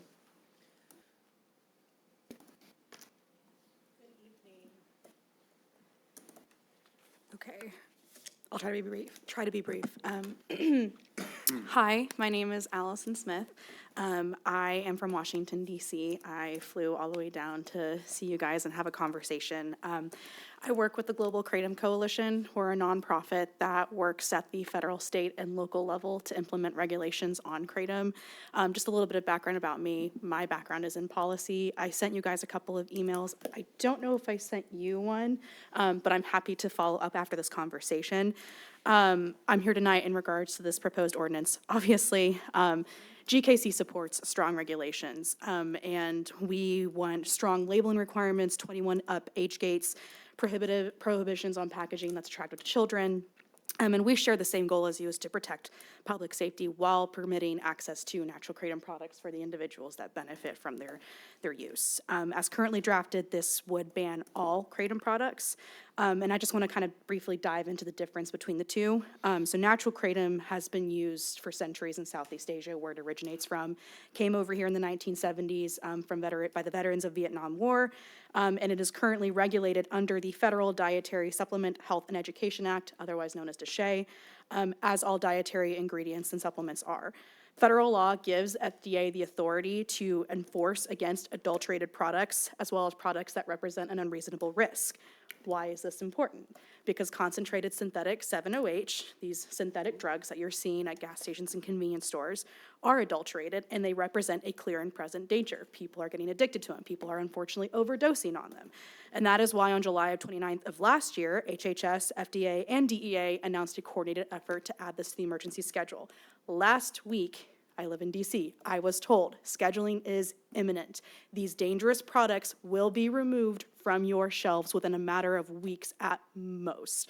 And with that would hopefully come federal funding and resources to help enforce those types of regulations. Importantly, during this announcement, the FDA made clear, as one of the previous speakers said, that their focus is on these concentrated drugs. Country is recognizing that not all kratom products are the same, and I ask that you consider this. I'll try to skip through all of this.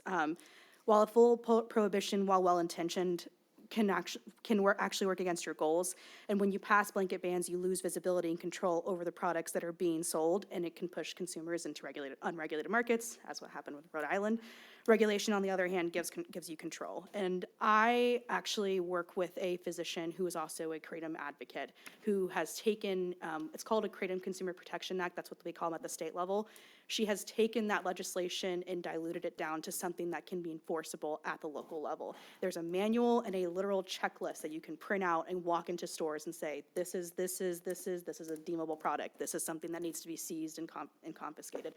I have emailed it to you. I will more than happily bump it up for you. I'll send it to you as well, sir. I understand the concern with regulation, but you guys have an opportunity to be a leader amongst the entire state. Bans, I understand that you're probably going to say that possession isn't illegalized, but these bans, these sales bans spread, and eventually it will become a state issue, and it will impact the people that do consume this product. And there's 23 million Americans that consume natural kratom product safely every day.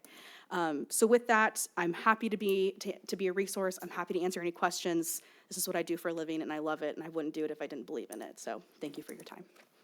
Thank you. Anyone else? Yes, sir.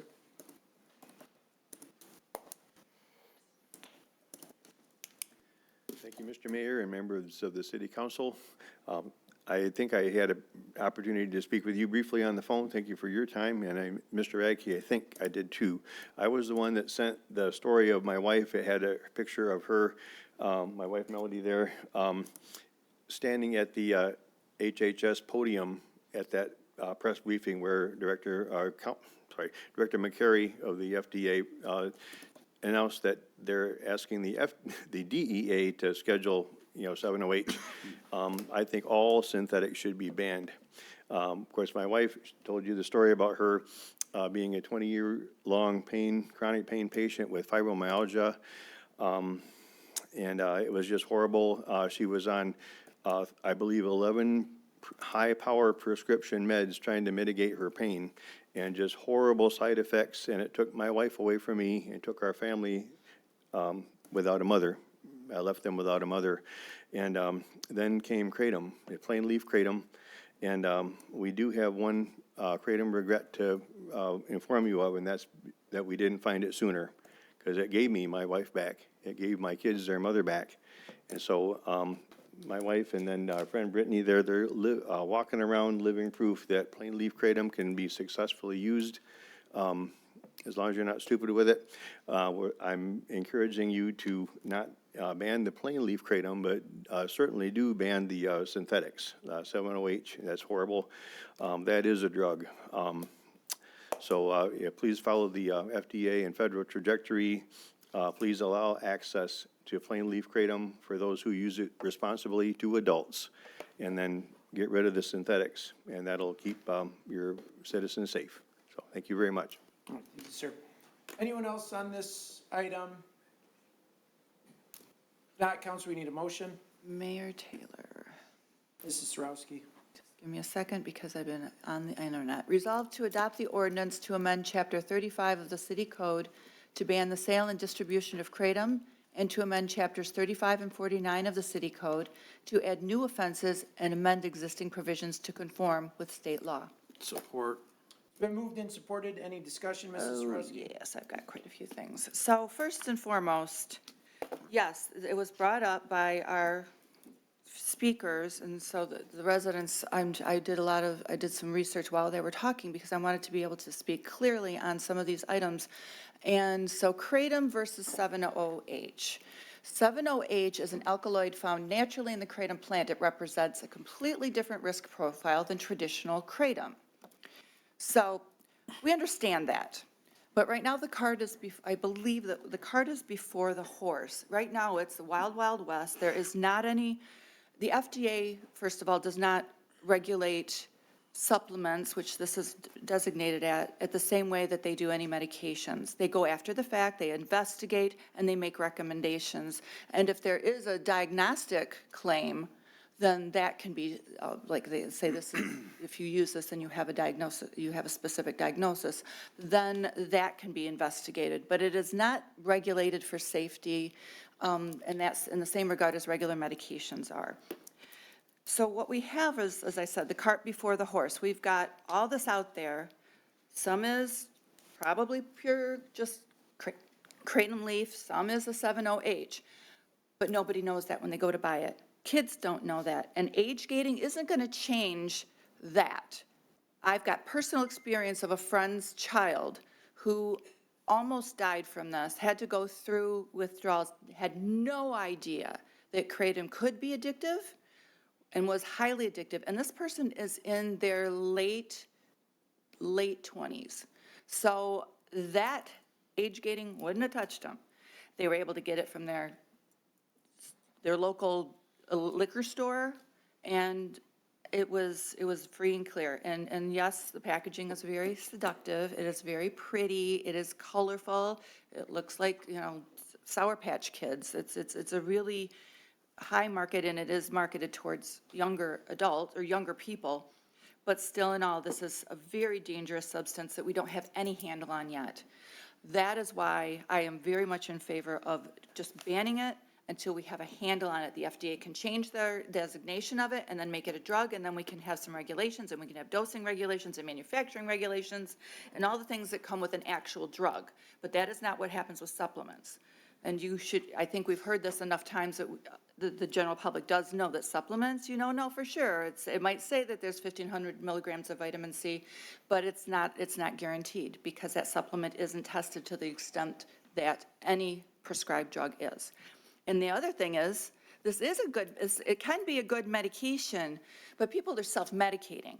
And that is not always safe. I know some people don't trust doctors, they don't trust the medical system. I do understand that. I'm a nurse, I do understand that.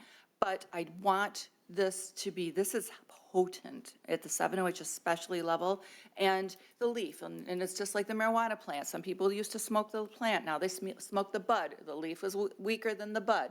And so there's a whole different, but it's still marijuana.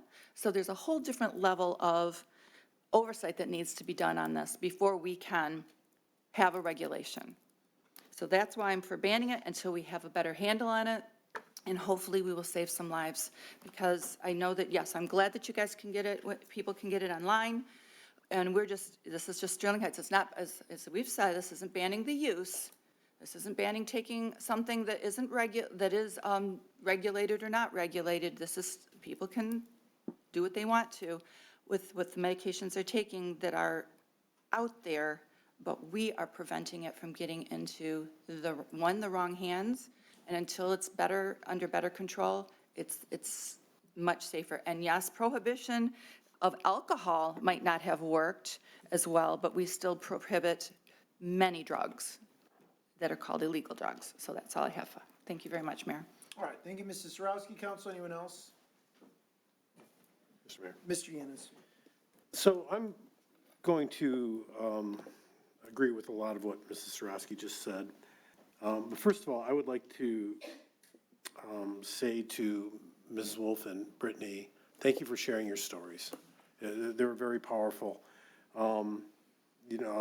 Obviously addiction is not anything to, it's something that we take very seriously. And we spend a lot of money on helping people get off their opioid addiction. One of the things that bothered, Ms. Wolf, can you come back to the microphone, please? I'm just curious. I want to ask you a question, and I want to make sure everybody can hear the answer. That's okay. Well, you're obviously not on Kratom then. No problem. Although our kid did call me Wendy, so you know, I Yeah. gotta talk about that. Yeah, and thank you for the long drive all the way here in the bad hey, weather. It's all right. So where do you buy your Kratom, and how did you determine what the right dosage was for you? Well, first of all, I found it online. I was in support groups for fibromyalgia, because when you're bedridden, you need all the support you can get, Yeah, my especially when mom you had have a young family. fibromyalgia, so I appreciate Right. what you went through. Yeah, so I found it there, and somebody posted science, I read about it, I researched it for about 3 or 4 months on my own. And then I went to my doctor, and I said, what do you think about this? He said, I've heard great things about it. I'm okay if you want to try it. And I have been taking it daily since. And how did you determine how much was the right amount for you? I did some research with some of the science that was out there. It wasn't a lot at the time, but there was some. It says just start at a small amount. And I actually started at, I would say, half of what was recommended because, I know that potency isn't exact around it. So I just started the smallest amount, increased it a tiny, tiny bit until I could find the amount that gave me pain relief. And because it was all the way back in 2014, I will be very honest with you. I believe that I was taking too much at the time. I didn't know that I was, but now we do know. So now I go by the guidance that is currently out there from the scientists. They talked a lot about it at the Kratom Scientific Symposium, about what would become low, medium, and high amounts. And so I actually take less now than I took 12 years ago. I take about 30% less today than I took. And maybe some of it's because my pain is lower. Because I started taking it, I could get out of bed. So I instantly lost like about 40 pounds. And so then I could exercise, and I didn't have to take my blood pressure medication anymore. And I was able to stop like 8 or 9 meds, like my husband said. I take my cholesterol and my thyroid, which are 2 medications I had before I became a chronic pain patient. Okay. So I got rid of 9 of them, including the highest level of fentanyl patch. And they were giving me Dilaudid at the same time, all from one doctor. I went taking these things to the Cleveland Clinic, and they didn't say anything about the drugs that I was taking. They said not one word. In fact, you know what they did? They gave me another one at the Cleveland Clinic. Okay, And so just, I'm sorry, I don't mean to cut you off, but, so just to be clear, you still get yours online, you still? Yes, I do. What I do is I do a deep dive into the vendor. Okay. I make them give me their reports, and then I go and I research the lab. So I make sure that the lab isn't some lab that will say anything you want them to say. Okay. But when you regulate it, you can make it register the products, so. All right, thank you. I appreciate Yep, the you're welcome. your input. So this is what bothers me is, one, you can buy it online. So whether we ban it here or not, it's not going to stop anybody who wants to buy them. I'm a little disturbed that Mrs. Wolf has to do a deep dive to figure out if the place she's buying it from is safe. And the fact of the matter is, and Brittany, excuse me for using your name like this, but, your story, you stopped at a gas station. And, you're not stopping at a CVS, you're not stopping at a Rite Aid, you're not stopping, at your pharmacy. Your friend there is doing a deep dive to figure out if the place she's buying from online is safe. And this is really what the ban is all about. I mean, and Ms. Smith, maybe it's a domino effect. Maybe it's, sorry, thank you. Maybe it's not, I don't know. But the fact of the matter is, if you got to go to a gas station or a vape shop to buy this pain reliever, yeah, maybe it's working for you, and I'm taking your word for it that it is, but I don't know that this is what we want to do. And as a matter of fact, I know it's not what we want to do. As Mrs. Zarowski said, the packaging is designed to attract, children to buy it. And the guy working behind the counter at the gas station is not a pharmacist.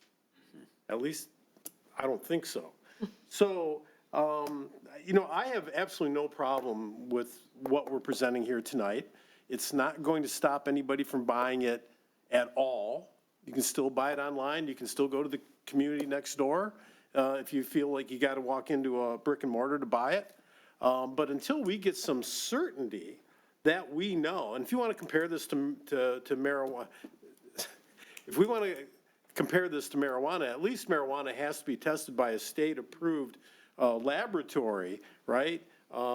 Any drug or medication that you buy, as Mrs. Sarowski said, is tested for a long time. We know that the opioids were a problem, but that's because of how they were abused more than anything else. And until we can actually sell this product within the city boundaries with some certainty that it's been tested and approved and trained individuals are selling it to you, I don't know why we wouldn't ban it until a higher authority goes ahead and approves use of this creative substance. Thank you. Thank you. So I am going to support what's being presented tonight. I hope the federal government or the state government or somebody comes through and regulates this product to help folks like you. But I don't see this, our ban, this ban of City of Sterling Heights, is affecting the ability for anybody to get their hands on this product at all. So that's all I have, Mr. Mayor. So All right. I'm going to support the ordinance. Mayor Taylor? Mrs. Schmidt? Thank you.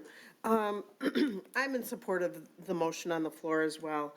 I kind of look back at when we had the great debate about marijuana in our community, and we, at the time, elected to opt out of permitting any marijuana facilities of any kind, grow or dispensaries or anything in our community. And, the big fight was, well, we're taking our residents' rights away to purchase this product in our community. Well, the argument was you can get it delivered to your front door. You can order it online. You can get it delivered to your front door. You can walk to Warren, Utica, not Clinton Township, but many neighboring communities and purchase marijuana. So that domino effect that was talked about, our opting out of marijuana sales did not affect any other communities. We are here for our community, not other communities. So I just think that there's too many unknowns about this, and it's not regulated, and until we can make our residents safe, they always have the option to find it someplace else. I wish they didn't, and I'm glad that there is relief for people with medical conditions or, addictions. I just don't feel comfortable having this available without real regulations in place. So if we go back, if there are regulations put in place at the federal level, then we can always revisit it. That's always an option. However, at this point, I am very comfortable with what is before the council right now. So nothing further, Mayor. All right, thank you, Mrs. Schmidt. Mrs. Zarko? Thank you, Mayor Taylor. I think at this time, the action that we're taking tonight is the correct action to take. I think the key words here are that it is unregulated in the state of Michigan and available to minors. And that's who we're trying to, we're trying to protect our minors. We also have a drug-free coalition that does a lot of research for us, and they bring recommendations to us. And I think with all of that we've talked about and keeping our kids safe, I don't think that I could go against their recommendations, and they are the ones that actually brought this kratom to us as far as a substance that our youth were abusing. And Mrs. Schmidt works with high school students, and she saw it on the premises there. So these are things as we're trying to protect our youth. And I hope you understand that. Although I can see and I understand the benefits that you've had from using it. So I'm not, disregarding any of your testimony that you had here today, because it has been a benefit, to you. But until there's some kind of regulation and until we know more about it and where it can be sold legally, I have to agree that somehow going into a gas station isn't the place to buy it. And then all the research that you have to do to buy it online. So until we can see some kind of government regulations on the substance, then I think that at this time, we have the correct action is to ban it right now. We can always go back and change this ordinance in the future, but for the current time, I think this is the correct action to take. Nothing further. All right, thank you, Mrs. Zarko. Anyone else? Yeah, in 16 years, this might be the first agenda item I can remember where, as I begin my comments, I don't know exactly how I'm going to vote. I think, it's compelling listening to you, Ms. Wolf, and Brittany, and Ms. Smith as well. I did receive a number of emails and more phone calls than I could respond to. More information provided to me than I could have reviewed. It's compelling hearing people talk about going through chronic pain and chronic disorders and having this product really be life-changing and in many ways life-saving. I think probably, anecdotally, I would say 6 or 7 to 1, the emails were people asking me to not ban kratom. There were people who emailed me saying to ban kratom. There were an overwhelming majority, I would say, that called for a ban of synthetic kratom. There were, however, at least one, if not more, emails that I received from people saying that their loved one died from using whole leaf kratom. So this is a difficult issue. And I do think there are parallels to the marijuana debate, although I don't know that the parallels to the current marijuana debate are as relevant to the marijuana debate from decades ago. I have faint memories of, being maybe 30 years ago, hearing about people saying that marijuana should be descheduled because it provides certain health benefits to cancer patients or to other people who, where traditional medicines, Western medicines, I guess you could say in some sense, were not working for them. And I think, I think the marijuana debate, it was difficult to get to the place it is now, I think because there were so many voices coming out against it. So many people spoke out against marijuana, making it seem like it was heroin or a much more dangerous drug than I think it turned out to actually be. I don't know anything about kratom except for what I've read recently, and I don't claim to be an expert on it by any stretch of the imagination. I don't know what the right move is here. I really don't.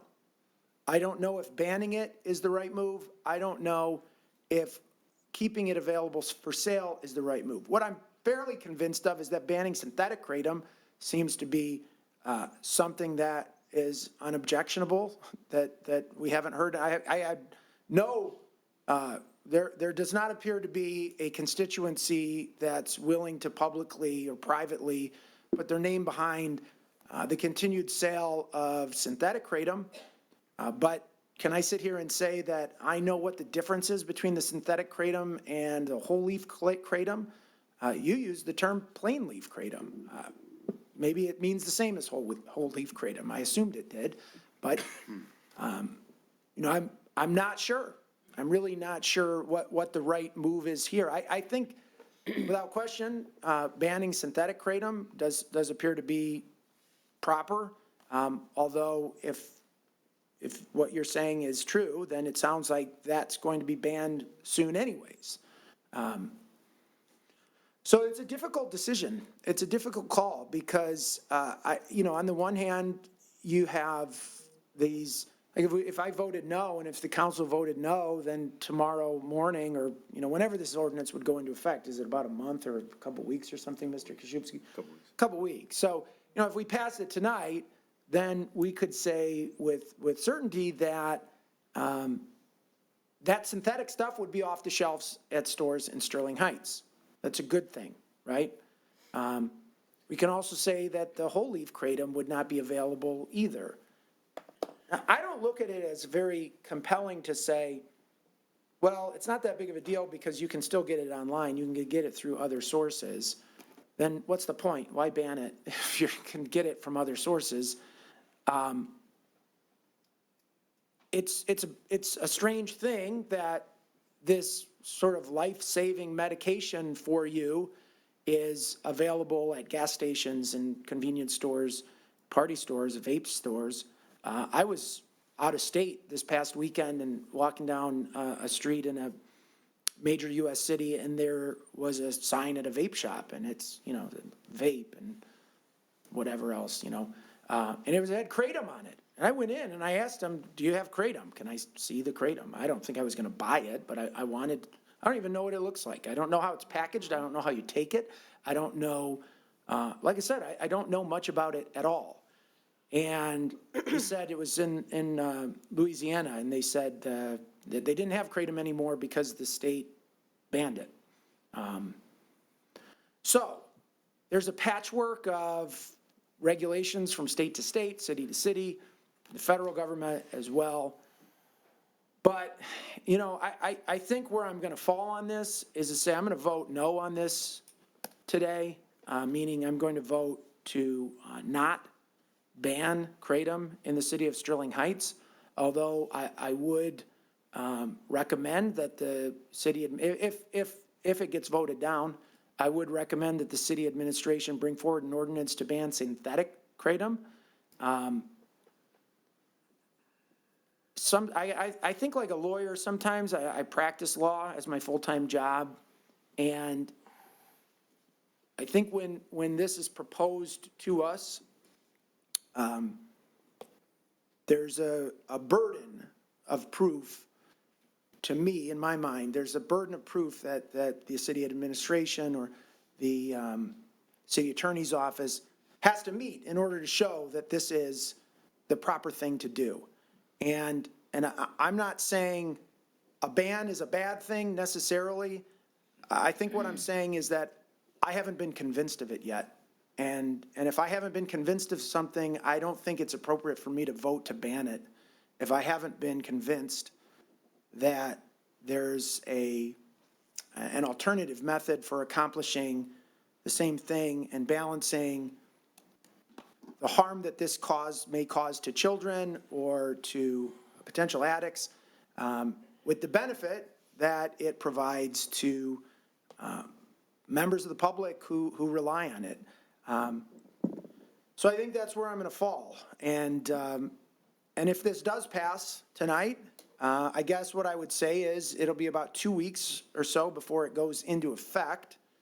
And if the federal government is inclined to schedule the synthetic 7-OH or whatever other chemical that's active in this the synthetic kratom, maybe that would be an opportunity for this city council to revisit it.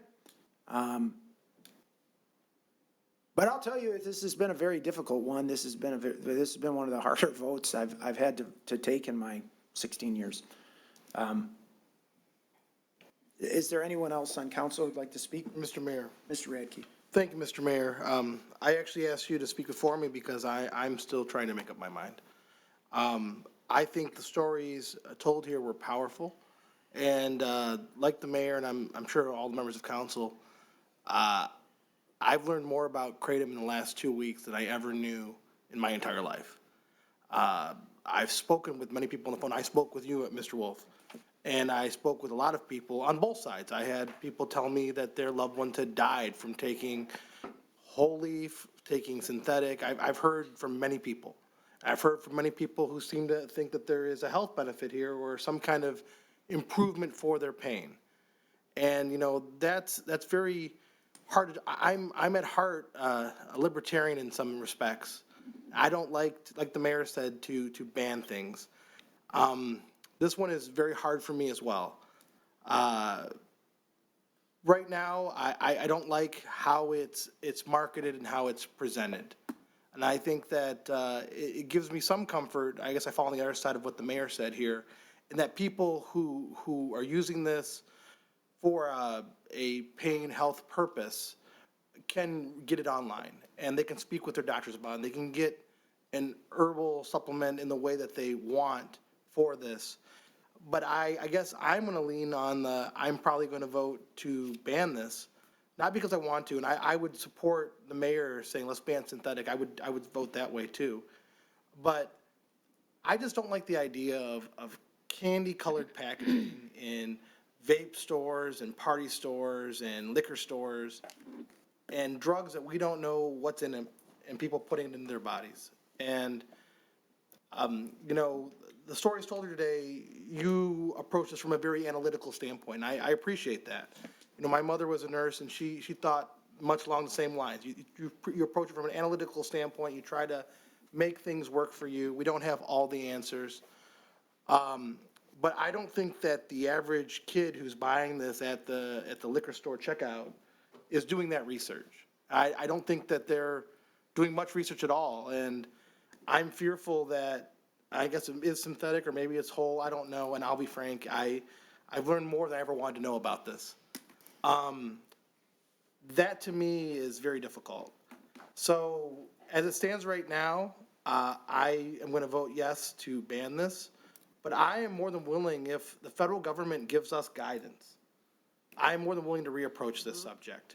I personally think that, I guess through the chair to Mr. Koszubski, Clinton Township, did they do a purchase ban or did they do a age restriction? What did Clinton Township do when they passed this law?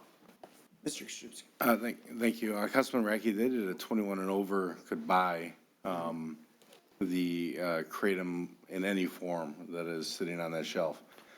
So, you know, the recommendation that's being made, and to go to the mayor's point of, you know, convincing and having evidence, the issue isn't so much whether or not kratom leaves in their purest form can be used for treatment. They can be. That's a given.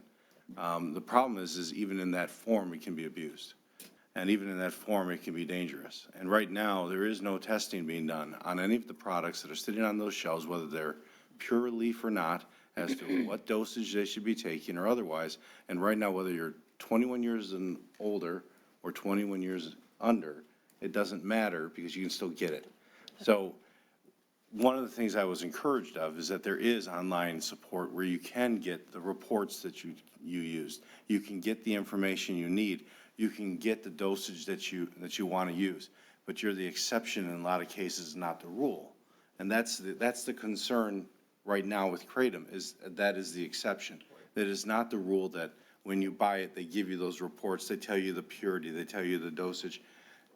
You have to do research on your own, and the vast majority of the people that will be buying this are not using it necessarily for treating addiction. Many of them use it because it's used as a stimulant for being able to study better. That's what it's marketed for. That's what the kids look at and they see it. But when it's used in a higher dose, it has the opposite effect, and it can be extremely dangerous. And how they handle that off of a drugstore shelf, or not a drugstore shelf, Speedway, or I don't even know if Speedway sells it, but a vape shop that sells it. How that research is being done, how it's being marketed, how it's being handled right now, is the reason why we need this ban, because it's not being regulated in any way, shape, or form, and no one is getting the education on it. But I think we're going to decide if we need the ban or not, Mr. Kaczynski, but I appreciate the candor and the thoughts.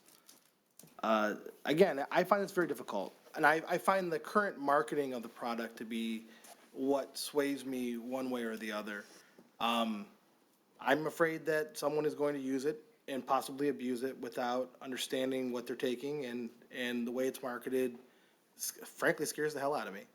And it's one more thing after spice, after all this stuff that we've seen that starts out as a supplement one way, and it can be used, I guess, by people in a normal way that's not harmful, but other people are using it to harm themselves. And that scares me. So I guess I'm very torn. I literally made up my mind in this meeting right now because I've heard it from both sides all week, and it's hard for me. So I'm going to vote in support of this ban, but I am willing to change my mind or change my vote depending on what the state and the federal government does. I would personally like the state to regulate this. If the state regulates it, I don't think we need this. But frankly, in a lot of areas, the state has been behind, in my opinion, and that's why we are forced to make these decisions without a lot of input. So I will be voting in support, but only by the barest of margins. And that's all I have, Mr. Mayor. All right, thank you, Mr. Radke. Anyone else? All right, then, all in favor signify by saying aye. Aye. Opposed? No. So one no vote. Motion carries 6-1, and that's that. Okay. Moving on, and thank you to the members of the public who've traveled long distances to be here tonight. I made that drive to and from Kalamazoo 100 times as a Kalamazoo College graduate myself, so I know it's difficult, and I hope you have good lodging here in Sterling Heights tonight. Ooh, okay. Well, drive safe, and appreciate you being here and advocating for what you believe. All right, we'll move on to the next item, which is an ordinance adoption. This is to consider adoption of an ordinance to amend uncodified City of Sterling Heights Ordinance Number 305 of 1992 to update the penalties for violations to mirror those set forth in state law. Is there anyone in the audience who'd like to speak on this item? Not, Council, we need a motion. Mr. Mayor. Mr. Radke. Resolved to adopt the ordinance amending uncodified City of Sterling Heights Ordinance Number 305 of 1992 to update the penalties for violations to mirror those set forth in state law. Support. It's been moved and supported. Any discussion? Briefly, Mr. Mayor, this was explained to us last week. It literally is just bringing our former penalties into compliance with what the state now mandates. So I have no trouble supporting this. It's stuff we've already been doing. We just need to kind of clean up some things. Yep. Okay, Council, anyone else? No further discussion. All in favor signify by saying aye. Aye. Opposed? Motion carries. Next is the consent agenda with the omission of item K. Is there anyone who'd like to speak on any item on tonight's consent agenda other than K? If not, Mrs. Zarko. Move to approve the consent agenda as amended. Support. It's been moved and supported with no discussion. All in favor say aye. Aye. Opposed? Motion carries.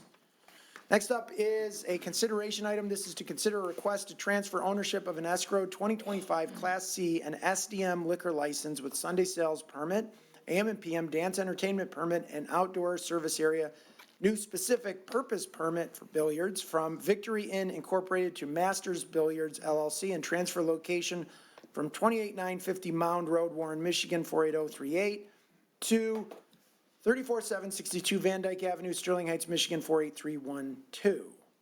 Is there, the applicants I think are in the audience tonight. Is there any presentation you want to make? You're not required to, but you're certainly welcome to, or you just be available for questions if we have any.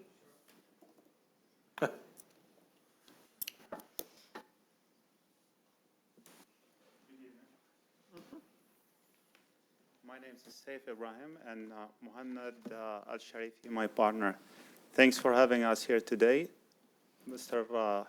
Mayor Taylor and the manager of city and councilors. Thanks for giving us this opportunity to be here. We're here for, as you know, the liquor license. We established this business since last year, worked very hard on it. I'm a former pro player for snooker and pool. And the reason I opened it because I wanted to show more about the snooker and the pool. I wanted to have a snooker academy so people can come and learn about it because it's really, really good game and very big game. Also, we're very taking care of the business, made it as a good environment for the city and the community. Looking forward for people come in and try it and see how it's good. Okay. Yeah. Anything else? Yeah, sure. Thank you, Mr. Mayor. My name is Mohan Al-Sharifi. I'm one of the partners for Master Billiard. It's a new venue. I've been working on this project for the last 8 months. We have done an extensive remodeling for the facility by merging 2 units into one separate unit and into a single unit. We have very highly specialized snooker table, very advanced, where the player can experience the luxury of these tables. Our goal in here is to create a unique, enjoyable atmosphere for the customers. By the way, he's a pro player. I'm a cybersecurity architect. So I'm new to this, but we've been knowing each other for a long time. Most of our relationship came through family. We've been friends for more than 18 years. We're all in this together, me, himself, and the third partner, Rand Azawi. So we're looking to do the transfer of ownership for the liquor license so we can serve liquor at the facility. And that's it, ready to answer any question. Okay, thank you very much. So what I'll do is I'll go to the audience, and if there's any questions or if there's any comments, they'll have those. Then while we're deliberating, there likely will be questions for you. So I would recommend you guys just have a seat in the front row here so you can hop back up if we do have any questions, okay? Absolutely. All right, is there anyone else in the audience who'd like to speak on this item? Mr. Smith?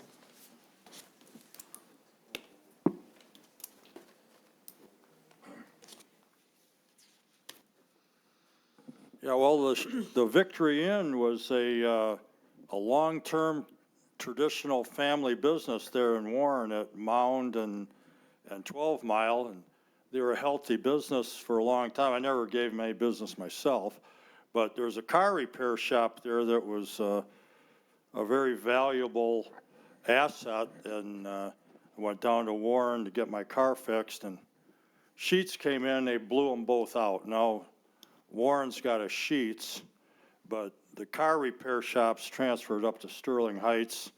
I go get my car fixed closer and give business to Sterling Heights, and now we've got their liquor license moving up here too from the Victory Inn. So I have to say this, the only positive thing that's ever come to me about Sheets is they blew 2 businesses out of Warren and we got them in Sterling Heights. So thank you, Sheets. All right, thank you. Thank you, Mr. Smith. Anyone else on this item? If not, council, you need a motion? Mr. Mayor. Mr. Radke.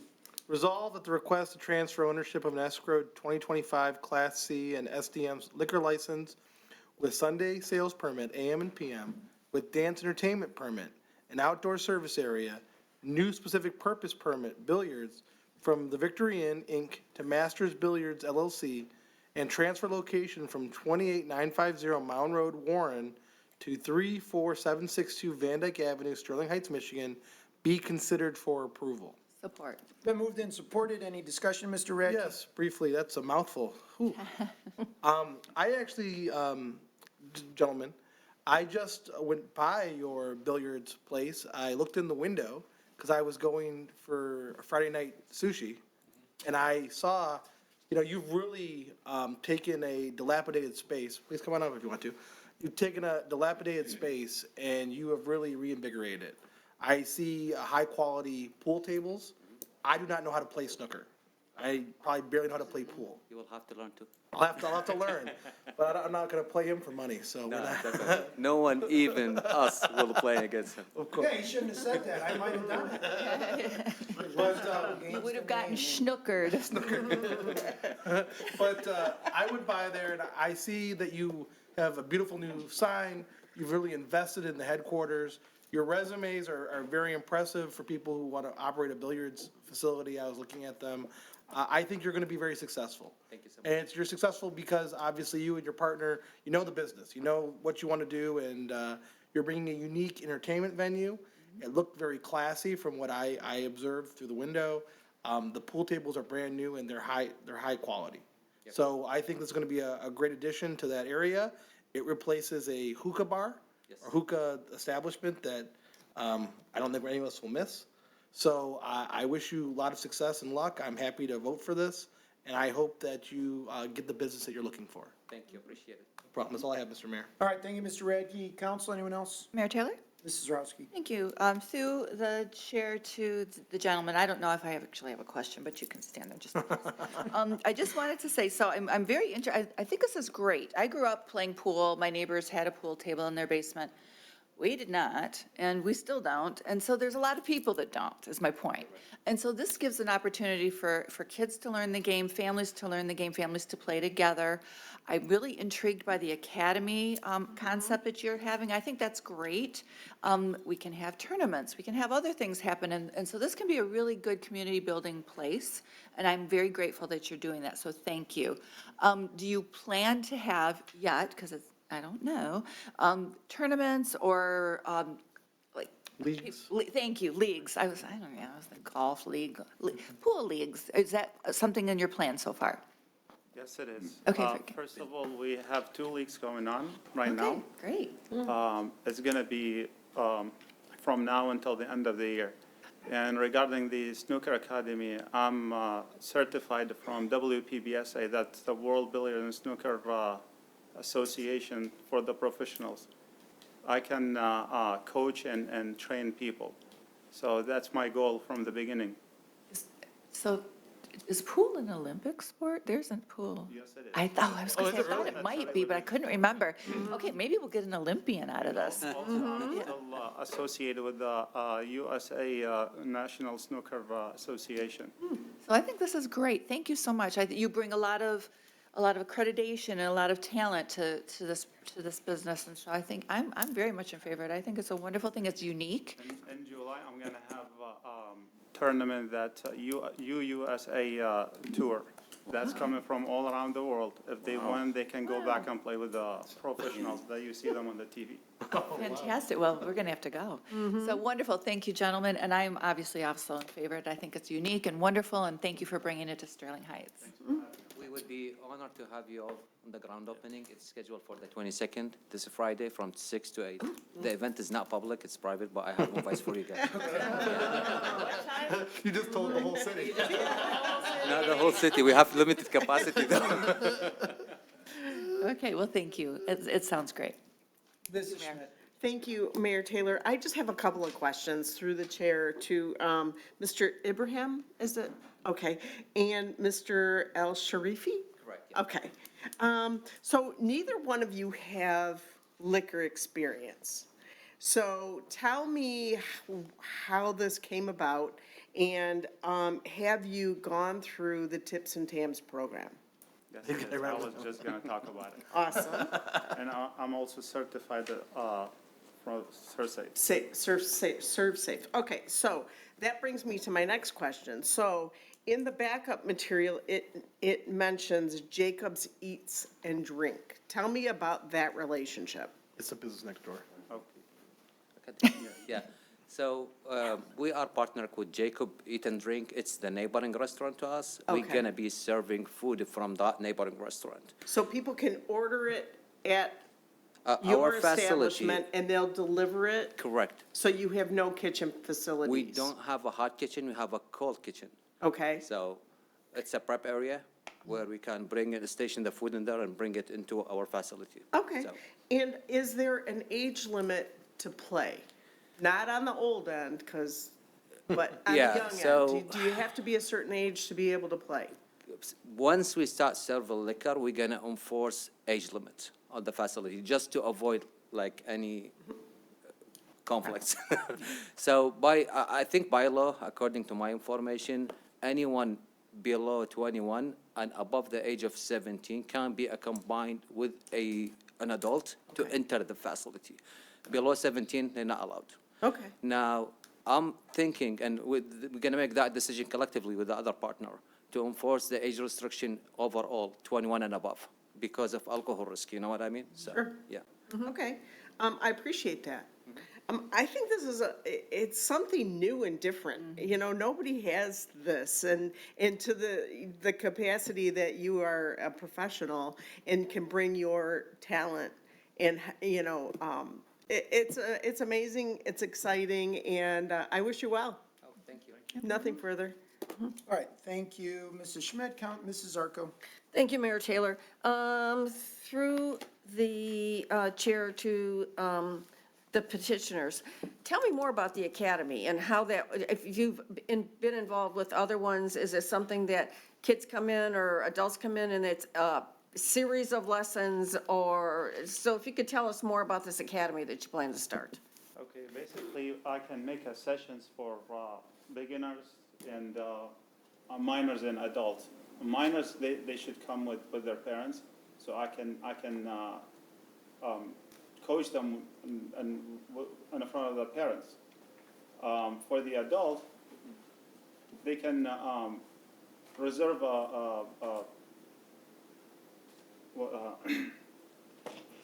sessions and I can take them.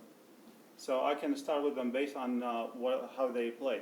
So there is a levels. There is a beginners and there is amateurs and until they reach the professionals. But that's a long term until they reach the professional.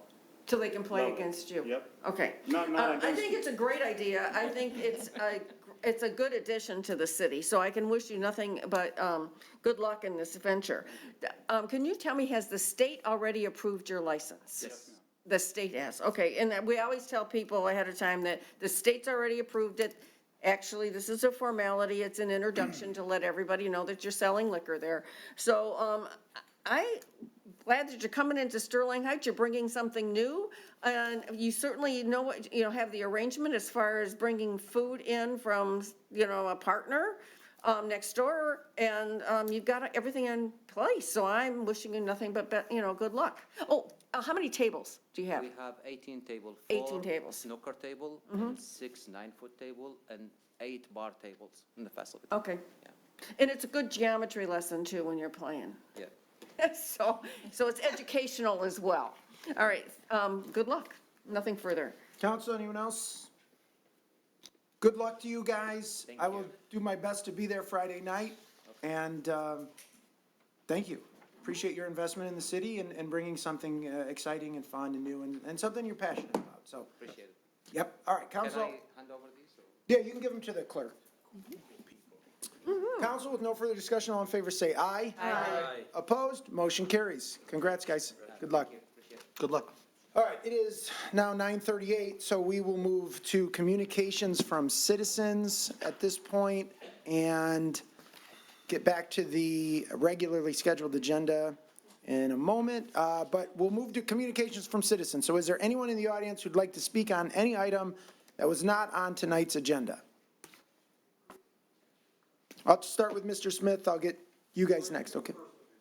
Okay, you guys, whichever one of you.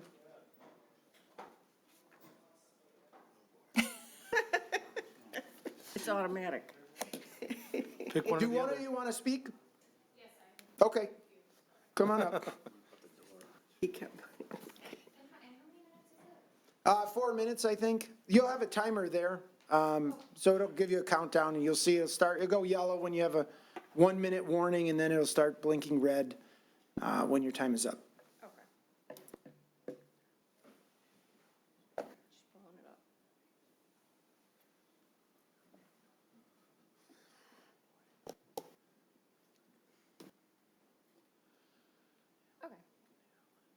Okay, so I'm going to talk really fast. What I'm about to say is my perspective, my opinion. As most of you know, I would say probably all, we have a neighbor next door that uses very loud, extreme, very loud equipment, shakes the walls of our home. Egregious amount, not used for like upkeeping their home, that would be understandable, but this is used for a business. It is in clear violation of the city code. after a meeting with Mayor Taylor and Mr. Vanderpool 2 whole years ago, and then as well as Mr. Denault and a police captain in October of 2024, the city attorney, Mr. Denault, and the police captain and Mayor Taylor and Mr. Vanderpool all agreed that the noise was very loud and that no one would want to live next to that. So we were told to get video footage of this. We were told to get police reports. I didn't really want to call the police in my neighbor. Who wants to do that? Get police reports, get formal documentation from adjacent neighbors to say, hey, this is a problem, this is a nuisance, and a business flyer. That one was really key. Mr. Denault said, get a business flyer. If you get a business flyer, we can prove they have a business. Cool. So we did all that. We did a lot of legwork, my husband and I. And after we did all that work, thinking, wow, the city will have our back, we got the vicious cycle of we're working on it, we're working on it, we're working on it, we're working on it. 2 years, you know, there's proof they have a business. Well, do they have the business? There's proof they have a business. Well, do they have a business? Well, they had a business flyer and everything. And then I was extremely belittled by members of the council, not every member of the council. Specifically, Mayor Taylor compared, you compared this business to, well, people are allowed to sell cookies out of their home. People are allowed to cut hair. Well, baking cookies, from my understanding, does not shake the walls of an adjacent neighbor's home. Cutting hair does not shake the walls of an adjacent neighbor's home. Neither of those activities will wake a neighbor up. Neither of those activities will disturb a sleeping baby. I could be wrong, but. So I was extremely belittled. You did mention that you expended a lot of resources on us. You kind of complained about that. Well, it's just not my fault your resources are inefficient. We have done our job as citizens, and we were expecting you, whoever that may be, to do your job as citizens. Your advice to me, Mr. Taylor, was, well, I've done all I could to help you. Sue the city, sue your neighbor. That's my advice. You're a lawyer. I would never think to do that. I would never think to sue my neighbor. That's just not what I want to do. Well, in return, we were sued by our next door neighbors because we called the police, because we submitted the videos, because we got the flyer. And I even told Mr. Denault, I said, I do not want to do that. I don't want to do that. They don't want me poking in their business, so to speak. We were met, and just a side note, we did try to talk to this neighbor. He met us with volatile behavior, cussed us out, said explicits, we can do whatever the F we want to do on our property. This is my house. I can do whatever the blank I want to do here. That's what we were met with. So it's not that I didn't try talking with my neighbor. We have good relationships with all our other neighbors. We go to their kids' weddings. We go to barbecues with those neighbors. So, I mean, common denominator here. I don't know what else to tell you. So it is my firm belief that we were issued a lawsuit that was for hundreds and hundreds of thousands of dollars because of the city's dereliction and lack of action that actually emboldened my neighbors and empowered my neighbors to, quote unquote, get away with this behavior. So that's really disturbing because we did our best and then we get sued. And then that's cost me, my husband, thousands and thousands of dollars. And I used to advocate for Sterling Heights. I told my friends who didn't like Sterling Heights, you should move to Sterling Heights. I revoke that. That is, how? My timer's up.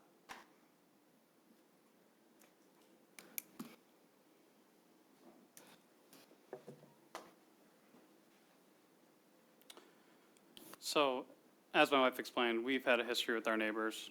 We have had to fight our own battle civilly, and we've gotten pressed up between a rock and a hard place. So what I'm about to say is my opinion and my perspective.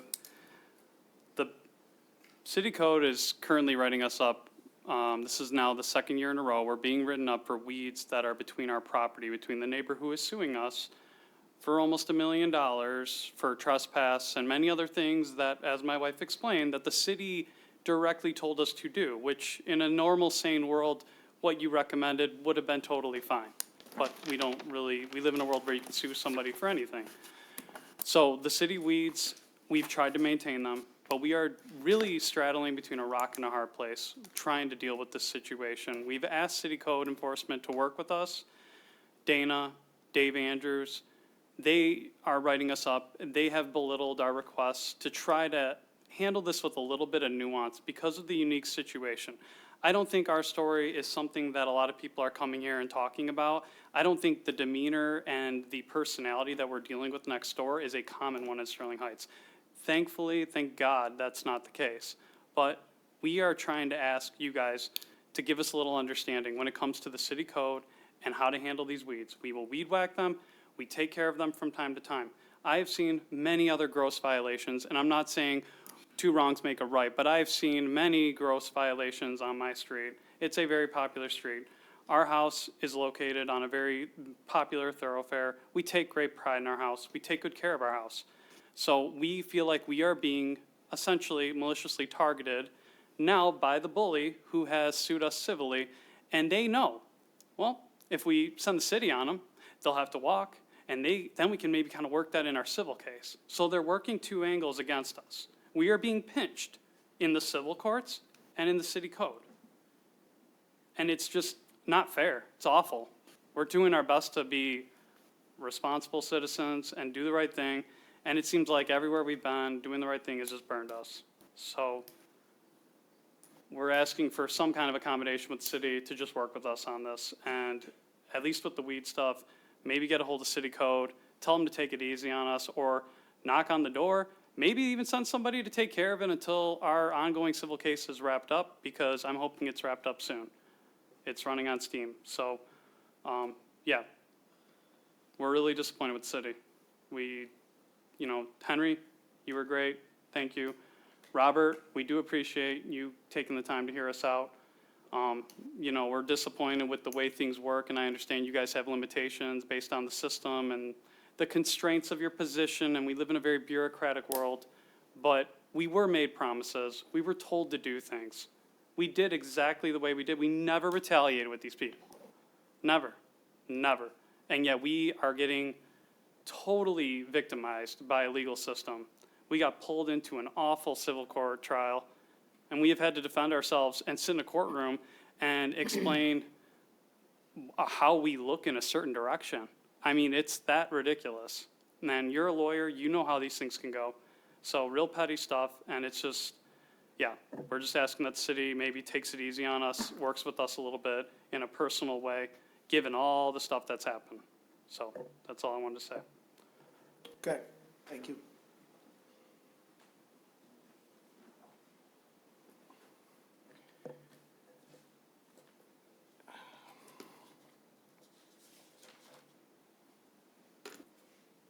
Mr. Mayor and City Council, thank you for allowing me a minute to speak. My name's Pat Visger. I'm here tonight to support Mr. and Mrs. Albrecht. I think you feel their passion. They're members of Bethesda Christian Church, where I'm the senior pastor.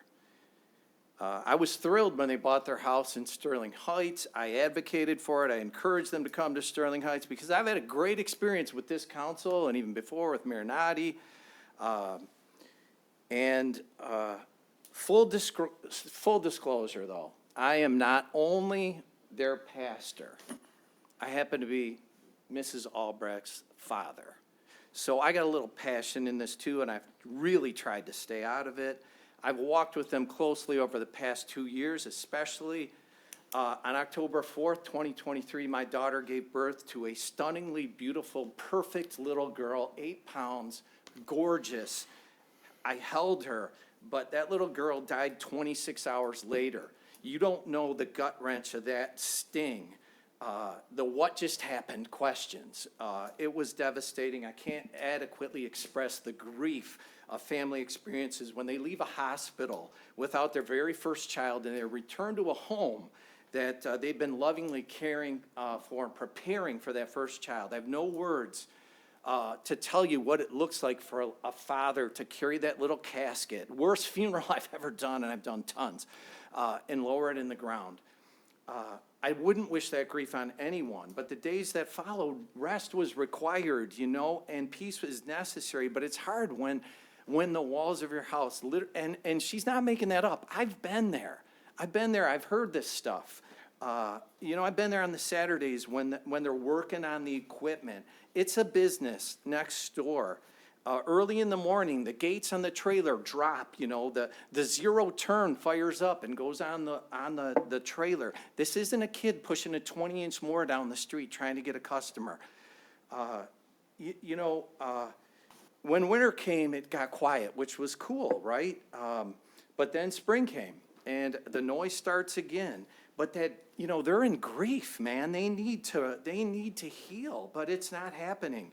What are they supposed to do? My counsel, you know, as a pastor and just as a person was like, don't take matters into your own hand. Do what's right. You know, follow the rules. We're rule followers, right? And contact the city. They did that. You know, when my daughter told me she called on a Thursday, the mayor talked to her. I was like, wow, awesome, right? And she met with the mayor. She met with you, Mr. Vanderpool. I know. They were told, document the situation, take pictures, record video, call the police when necessary, create a paper trail.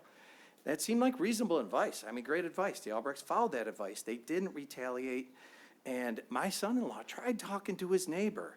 But now they got this, like, you know, this little fuzz of grass between the line, because that neighbor put up a do not trespass, no trespassing, private property sign.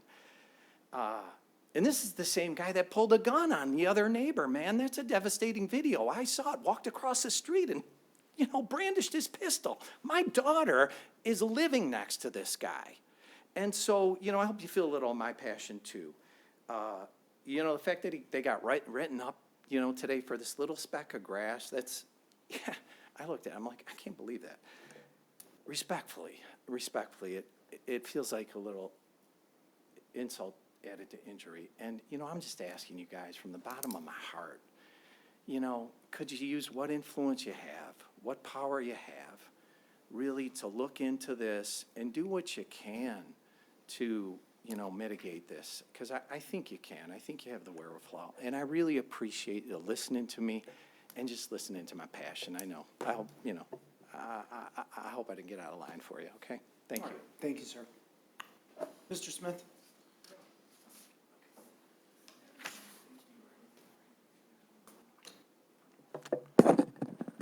Well, thank you. This weekend is Memorial Day, commemorating the men that have lost their lives in service to their country. And I'd like to make a Memorial Day statement today. There's been a large amount of men that gave their lives for our country, something around 500,000 or 600,000, depending on how you reckon it. There's not very many World War II veterans back. By my calculations, anybody who was actually in World War II would be 101, and anybody in Korea would be 93, and even the youngest of Vietnam would be 76. So we're becoming the senior surviving veterans. And I want to commemorate, I got to thinking about how many people I actually knew or was anywhere near close to that lost their lives in service to the country. And I come up with 26. That comes out to 1 Army, 1 Marines, 4 Kansas Air National Guard, 17 Air Force, 1 Peruvian, and 2 civilians. And the way they lost their lives, 1 aircraft delivery, 1 land warfare, 1 enemy rocket attack, 10 anti-aircraft artillery, and 13 realistic training. And so a comment about realistic training, it doesn't get any glory, you know, it wasn't the Normandy invasion or Iwo Jima, but if you don't have realistic training, you go to war untrained and get killed in the war. So realistic training is something that needs some recognition.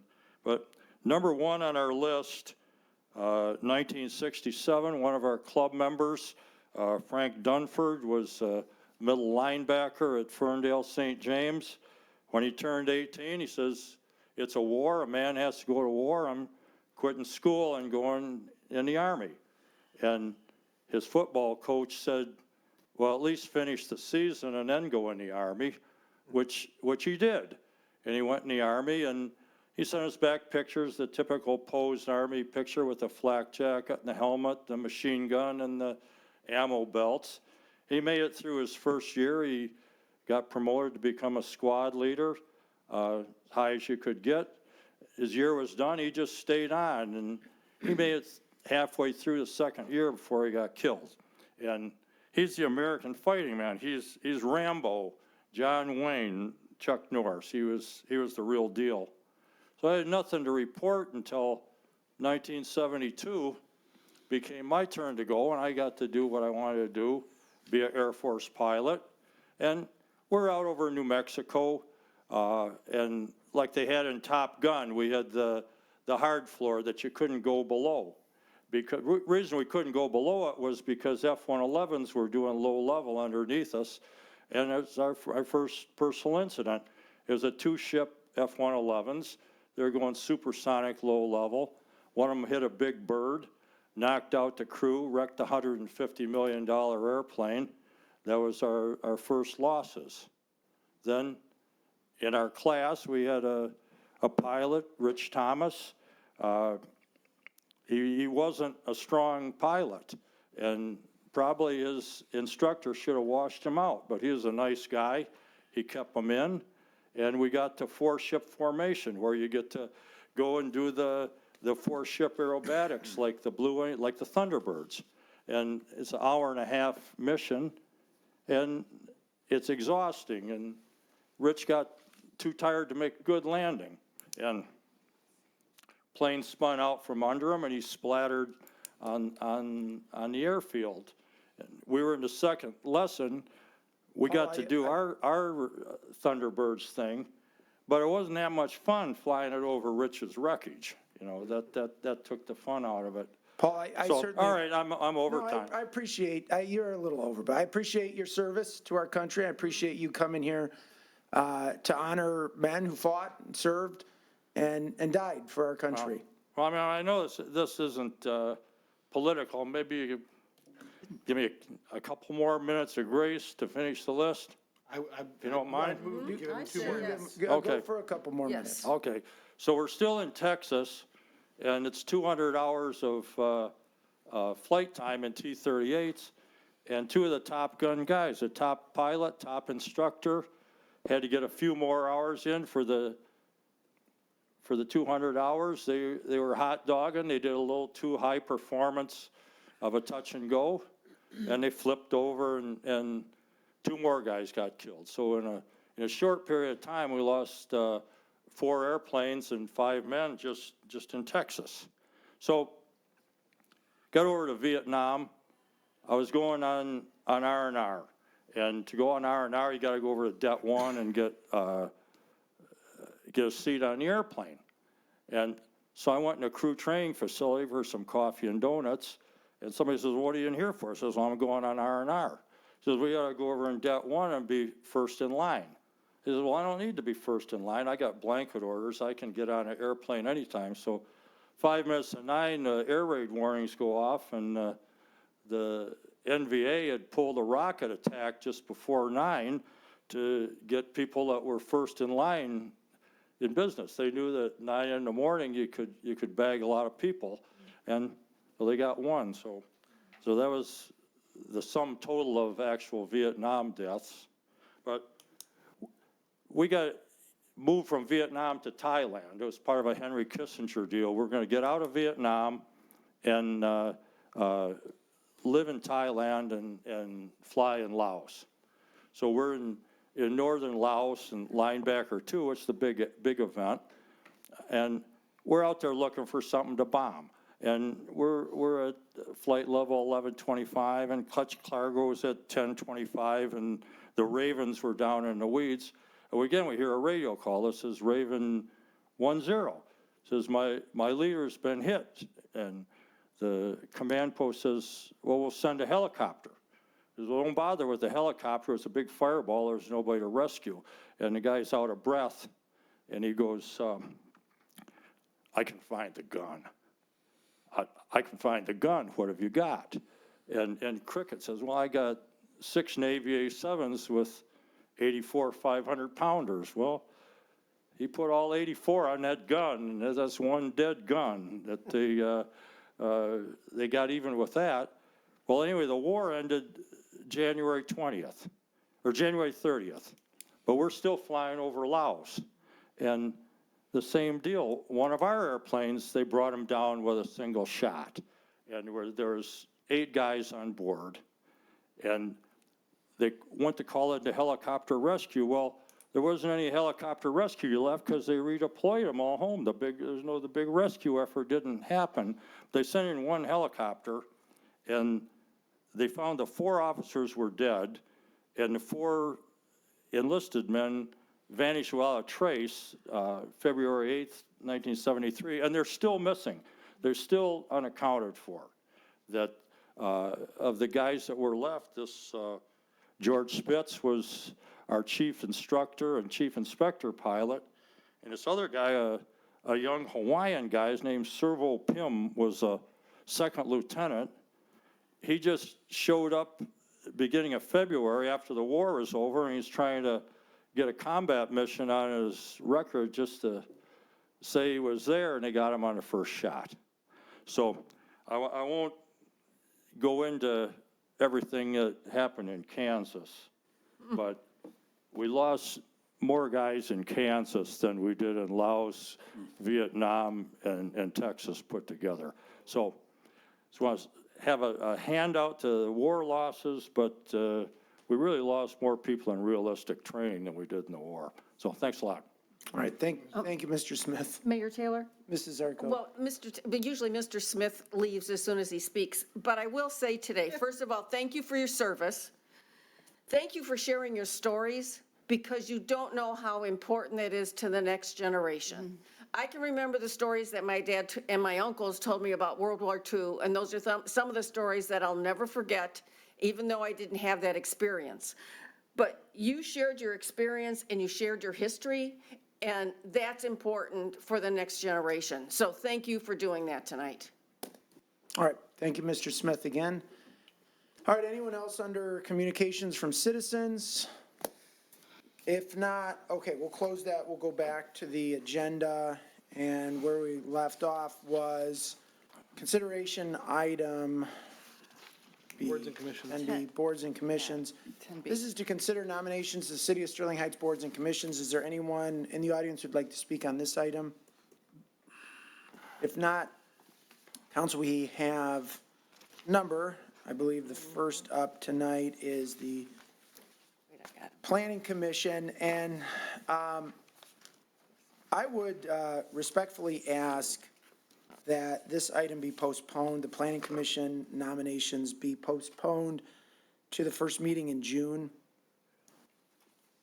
So moved. Oh, support. It's been moved and supported.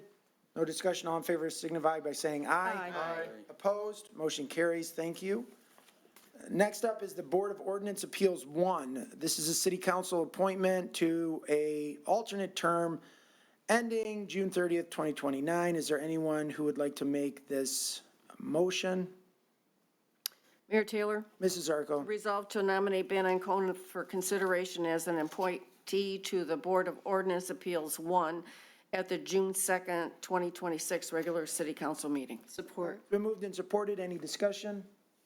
Hearing none, all in favor say aye. Aye. Opposed? Motion carries. Next up is the Board of Ordinance Appeals 2. There's 2 alternates and 1 open seat. These are council appointments to terms ending June 30th, 2029. Is there anyone who'd like to make these nominations? Mayor Taylor, Mrs. Sarowski. you want me to do both 1 and 2? You may. Okay, I shall. Resolve to nominate Julie Hoff-Windhorse and Jillian Jacobs for consideration as appointees to the Board of Ordinance Appeals 1 at the June 3rd regular, should that be June 2nd regular city council meeting? Yes. Thank you. June 2nd regular city. And these council. are alternates, correct? And these are the alternates, yes. Is there support? It's been moved and supported. Mr. Kashubski, I think she said Board of Ordinance Appeals 1. Did I mishear that? I'm That's just the way reading it's what's here, printed. so you're right, that should say board, we have some typos here, so. 2 here. So I apologize. Says two. Yeah, I'm looking at The typo in the sheet they gave us. No. Yeah. That's what I'll read. Okay, so just to clarify, is your motion to Board of Ordinance Appeals 2? Please. Okay, so the motion on the floor is for nominations to Board of Ordinance Appeals 2, Julie Hoff Windhorse and Lillian Jacobs. It's been moved and supported. Is there any discussion? No. Hearing none, all in favor say aye. Aye. Opposed? Motion carries. Second is resolved to nominate Justin Smith for consideration as an appointee to the Board of Ordinance Appeals 2 at the June 2nd regular city council meeting. Support. It's been moved and supported. Any discussion? No discussion. All in favor signify by saying aye. Aye. Opposed? Motion carries. All right, next up is the Board of Review. There are 2 council appointments to terms ending June 30th, 2029. Mr. Mayor? Mr. Majak? Resolve to nominate John Fenn and Raymond Nadolski for consideration as an appointee to the Board of Review at the June 2nd, 2026 regular city council meeting. It's been moved and supported. Any discussion? Hearing none, all in favor say aye. Aye. Opposed? Motion carries. Next is the Pension Board, Police and Fire. Again, 2 positions. These are city council appointments. Terms ending June 30th, 2030 to members seeking reappointment. Is there anyone who'd like to make that? Mayor Taylor? Mrs. Schmidt? Resolve to nominate John Lamorato and Robert Melzak for consideration as appointee to the Pension Board, Police and Fire at the June 2nd, 2026 City Council meeting. Support. It's been moved and supported. Any discussion? No. There's some typos here. Police and fire, not Police and general fire. employees. I'm confused whether, which one is right. Pension Board, Police and Fire. Police and Fire, and that's what I said. Yeah, police and fire, I think Yeah. is correct. Okay, the motion on the floor is to nominate John Lamorato and Robert Melzak for consideration to the Pension Board, Police and Fire. Correct. At the June 2nd regular city council meeting. Support. It's been moved and supported. Is there any discussion? No. Hearing none, all in favor say aye. Aye. Opposed? Aye. Motion carries. No, I mean, aye. But only because you said discussion, you didn't even look my way. Okay. I thought I called for it. All right, that was. Did you vote against the motion? No, I voted for the motion, but it was late because I wanted to say something, so All right. you wouldn't let me say anything. You can say something now if you'd like. Okay. You spoke there during communications. So. You know, Mr. Lamorato and Mr. Melzak certainly have the experience to be on this particular commission. They've served us well, and let's keep nominating them as long as they want to serve because they do a great job. Absolutely. Yep, Okay. okay. Sorry. And I'm voting yes. I think you already did. Okay. All right, thank you. Next up is the Zoning Board of Appeals. There are 4 appointments to be made, or nominations to be made. 2 alternate positions. 1 is open, 1 seeking reappointment as an alternate, and 2 full members seeking reappointment. These are all terms ending June 30th, 2029. Is there anyone who'd like to make a nomination? Mayor Taylor. Mrs. Sarowski. Okay, don't yell at me if there's a typo. Okay, resolve to nominate Jafar Shihab and Devin Koski for consideration as appointees to the Zoning Board of Appeals at the June 2nd regular city council meeting. Support. It's been moved and supported. Is there any discussion? No. Hearing none, all in favor signify by saying aye. Aye. Opposed, motion carries. Mrs. Sarowski. Resolve to nominate Ben Ancona and Brian Dilworth for consideration as appointees for the Zoning Board of Appeals alternates at the June 2nd regular city council meeting. Support. It's been moved and supported. Any discussion? Hearing none, all in favor say aye. Aye. Opposed, motion carries. I think that's it for that. Okay, we will move on to item K from the consent agenda. This is approval of priority waste change of control resulting from TPG's acquisition of a controlling equity interest. Is there anyone in the, well, Mr. Moore, I suppose you didn't stay here all this time. Because you wanted to. I do have a presentation prepared for the city council. Go ahead, Mr. Moore, thank you. Okay. Good evening, council, city manager, city attorney, and residents. This evening, I will provide an update on our refuse collection contract and ask Priority Waste to briefly discuss their change of control resulting from TPG's acquisition of a controlling equity interest.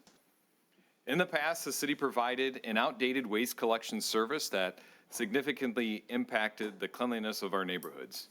Trash bags were often left exposed at the curbside, leading to frequent incidents of rodents tearing them open in search of food. Garbage bins were often knocked over, whether by animals or the wind, resulting in excessive litter throughout our community. Additionally, the city lacked a comprehensive recycling program.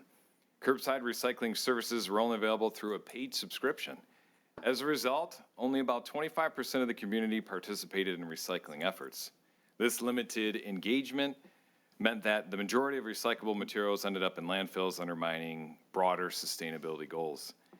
City administration recognized the need to modernize and update the service delivery model to best management practices. As you know, the city has successfully transitioned from an outdated, inefficient waste system to a fully carted automated refuse and recycling service. Every household was provided with both a standardized refuse cart and a recycling cart, eliminating the need for loose bags and reducing incidents of litter caused by rodents and overturned containers. This modernized system has significantly improved the cleanliness of our neighborhoods and the overall efficiency of waste collection. Equally important, the transition has had a strong environmental impact. With universal access to recycling carts no longer requiring a paid subscription, participation in recycling has dramatically increased across the community from 25% participation to 100% participation. This inclusive approach has reduced landfill volume, boosted recycling rates, and marked a major step forward in the city's commitment to long-term sustainability. The City of Sterling Heights maintains a contract with Priority Waste for solid waste collection service. Through the city's 10-year agreement, Priority Waste provided a cost savings of approximately $2.3 million per year compared to the next lowest bid received during the procurement process. In addition, pursuant to the contract, Priority Waste purchased 18 new collection vehicles dedicated exclusively to refuse, recycling, and yard waste services within the City of Sterling Heights. Public Works periodically inspects these vehicles at the Priority Waste Yard to ensure they are servicing the City of Sterling Heights. In addition, we conduct daily inspections in the field to monitor Priority Waste's progress and verify our trucks are in our city. For additional context, Sterling Heights' annual residential solid waste cost remains competitive, as you see in the chart before you, compared to surrounding and similarly sized municipalities that provide cart-based refuse, recycling, and yard waste collection programs. So if we take a look at the chart here, at the bottom, the big number, 1.768 million services. This is quarter one of 2026. Priority Waste was responsible to collect service points from 1.7 million stops in the first quarter. And of those 1.76 million stops, they performed that at a 99.9% efficiency rate. So what do I mean by that? Well, of those 1.768 million stops, they only had to return for 534, which are broken down before you. So quite an accomplishment, A-plus job by Priority Waste. And really that's been the standard for their service delivery quarter after quarter after quarter, a 99.9% collection rate. So I thought a couple testimonials before you of some online feedback. It's nice to see some of the positive feedback. Mr. John Lawton, I've never had a single issue with Priority Waste since they took over. And here we have an all-star contributor, John Warmack. I haven't had a problem with Priority. They are better than what we had before. Anytime Public Works observes a delay in service or a contractual violation, we act immediately. In return, Priority Waste has been quick to respond, correct, or adjust the course as needed. Since contract award, Priority Waste has worked collaboratively with Public Works. Priority Waste leadership has ensured the city that the transfer of interest in the Priority Waste ownership, that nothing will change. Service will remain an A+, our trucks will stay in our city, and issues will be resolved quickly. No changes. Tonight, we recommend the City Council consent to the transfer of the interest in the priority waste ownership as presented in the council agenda. At this time, I will introduce Sam Caramango, the VP of Municipal Sales at Priority Waste, to discuss the change of ownership at Priority Waste, and he and his team will be available immediately for questions. Thank you. Well, good evening, Mayor. Good evening, Council. Good evening, City Manager Vanderpool. It's good to be here tonight with you. Mr. Moore, you've done a fabulous job explaining that to your council here. We are in process of changing ownership with TPG going to be the lead controlling partner of Priority Waste. This is not complete yet. As you probably are aware, our CEO is no longer with the company, no longer on the board. So there's been a transition, and that's what we're asking you for your approval for the sign-off. Okay. If we have questions for you, we'll ask during our deliberations. But we're happy to hear any other comments you have or any other presentation you want to make. If not, I'll go to the audience first, and then we'll deliberate. And Mr. Moore did a good job explaining. We don't expect any negative impact by this, only positive impact going forward. Okay. Thank you. Thank you. Mr. Smith, I think it's just you. Oh, no, sorry. There's another resident here. Any comment on this item? All right. Mr. Radke, do you want the floor? I'll let someone else make the motion. Council, we need a motion. Mayor Taylor. Mrs. Sarowski. Resolved to approve the request of Priority Waste for consent to a change of control whereby TPG will acquire a controlling equity interest in accordance with paragraph 21 of the city's contract, and further confirm that Priority Waste shall remain the contracting entity and that the agreement shall remain in full force and effect with no changes to services terms or performance standards. Support. It's been moved and supported. Any discussion, Mrs. Sarowski? Yeah, I'm going to jump in. I might have to have a second bite at the apple if there is one, just because I was expecting Mr. Radke to go, and I hadn't got my questions together quite yet. But, so let's start with, through the chair and tell me your name again, sir? Sam Caramagno. Caramagno? Yep, I got it. C-A, is it C-A? C-A. Okay. C-A-R-A-M-A-G-N-O. Got it. I'm married to a half Italian. I can spell Italian. So you mentioned that this merger is in response to the CEO being removed? Well, Or CEO, leaving? CEO is no longer with the company. Correct. Todd Stamper is no longer there. So we have a TPG coming in, private equity fund. They're a $300 billion with a B dollar asset manager and private equity firm. They're coming into Priority Waste, bringing about $150 million to settle up some debt that we've got regarding different fees that we owe owe folks money on. So they're here.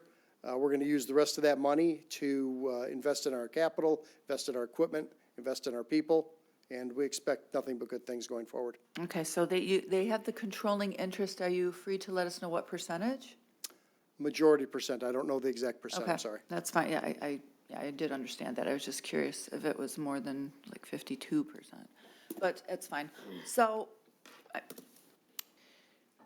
you're telling us the service isn't going to change. The fees aren't going to change. The prices are the same. It's just that this is now a different controlling body. But I'm a little concerned, to be honest, that this is what's happening with our waste. I will be perfectly honest and say that I've had zero issues with Priority Waste. Personally, my neighbors have not, and I'm just going by immediate, a couple of blocks. So it's been great. But other than debt management, is that why you're bringing in, or TPG is coming in and taking the majority interest? Is that? It's a change of control of the company. So per our contract, you have the authority to sign off on that. Right. But the name of the company is still Priority Waste. Many of the same operating managers are still with the company. There's no expected change there. So again, you're going to see your contract complied with as it has been. And we don't see anything negative with this. It's all upside and good things for Priority Waste and should be good things for our customers as well. Okay, so your TPG will be honoring the contract as is? Absolutely, yes. Through the chair to Mr. Koszybski, how many more years do we have left of that contract? Mr. Koszybski. I think 8. Okay, out of the 10 years? Yeah. Okay. All right. Okay, those are the questions I have right now. Thank you very much. And that's all I have right now, Mayor. All right, thank you, Mrs. Sarowski. Mr. Radke. Thank you, Mr. Mayor. Just very briefly, should we be concerned that priority waste isn't going to be a going concern? Because as I understand this deal, what I've read in the paper and the backup, it's a debt for equity. So essentially you transitioned your debt to equity and they're now your owner because you couldn't pay the debt. So essentially, should we be worried that priority waste is going bankrupt? Priority Waste did not go bankrupt. We brought in some additional support. Sure. And Priority Waste is a viable company going forward. We don't see any reason to doubt that at all. Okay. I mean, because I have concerns, and my concerns are more granular. You know, this is the start of, I think, year 3, the third season where Priority Waste is picked up for Sterling Heights. I had advocated for a shorter contract with Priority Waste because I had concerns at the time that the company was going to have issues taking on our community. The issues that have cropped up weren't the ones I expected, but I'll be remiss in saying that there aren't issues. I mean, even earlier this year when we started the yard waste season, Priority Waste was delayed in picking up yard waste across our community. And I think that's been corrected now. We haven't had a reoccurrence of that.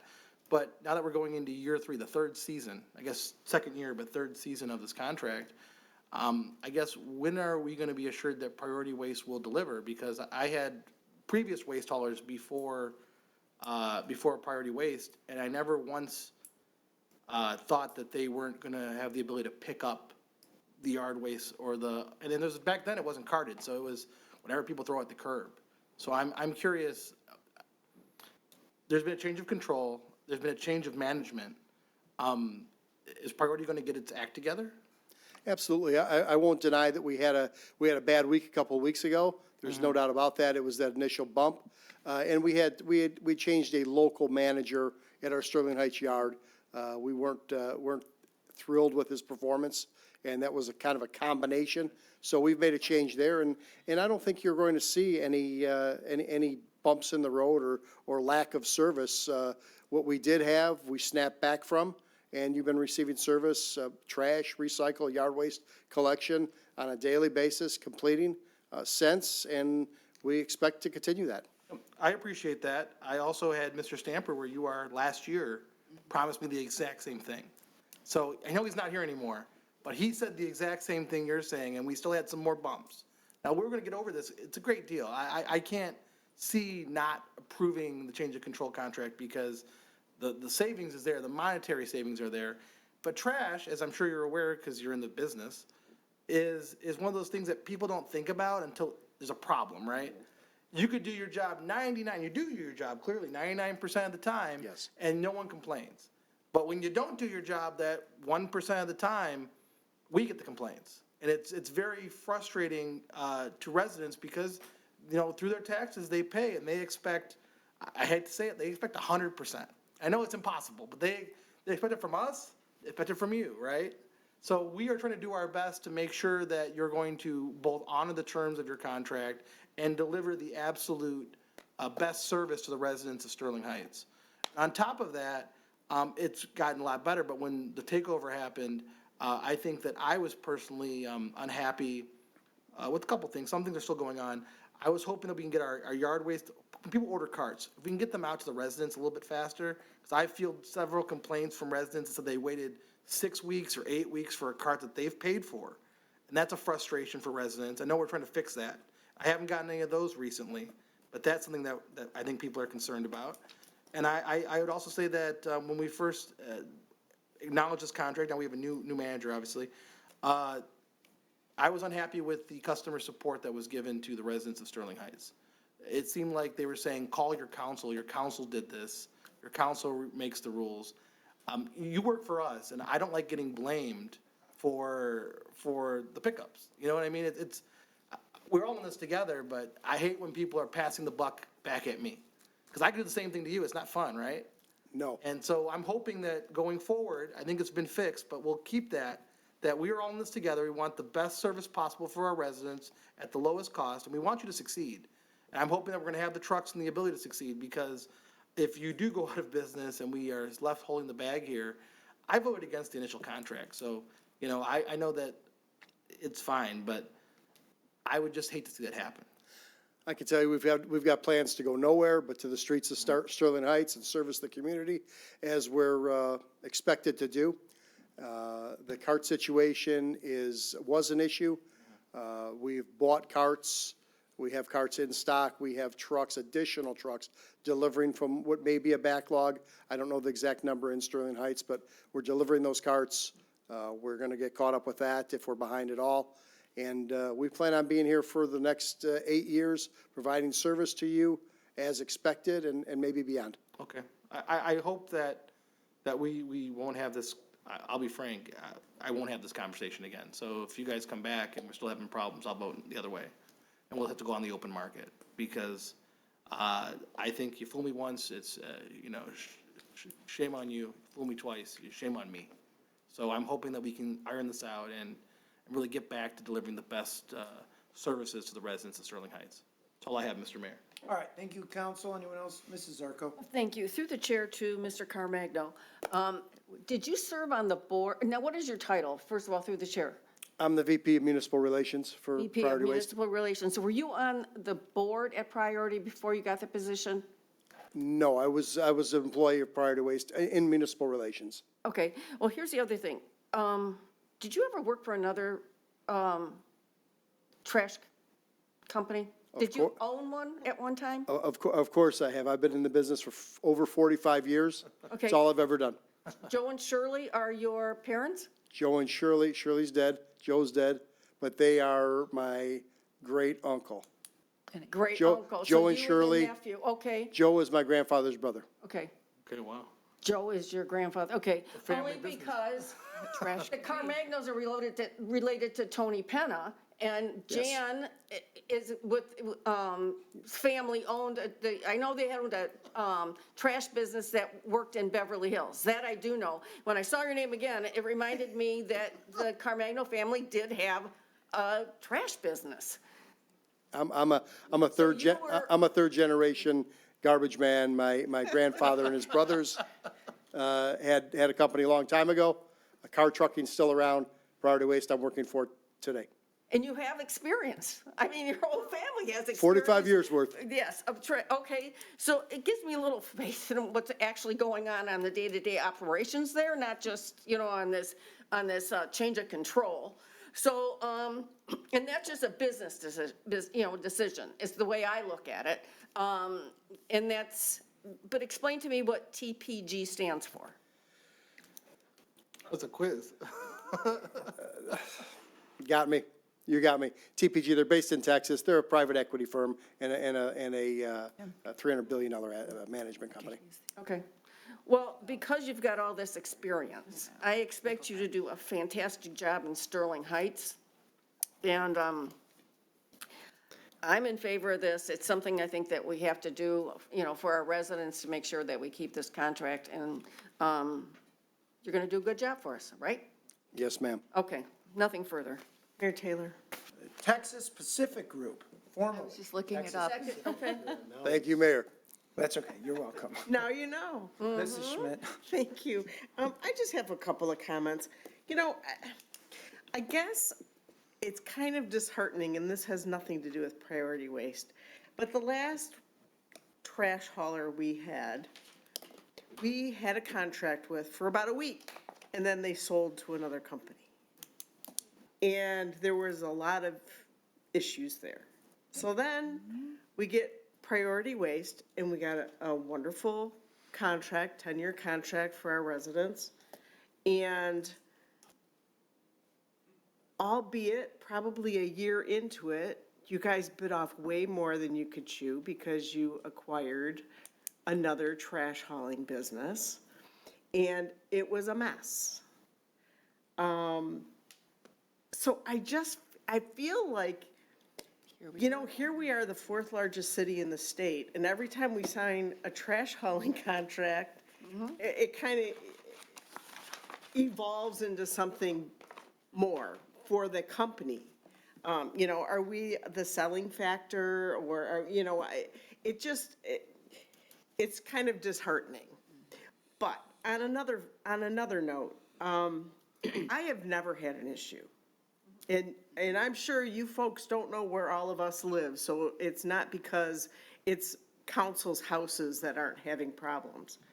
I think a lot of the problem is our residents. I can't tell you how many complaints I get about residents still putting carts in the streets. And that is not a priority issue, that is a resident issue, and we try to educate over and over and over again.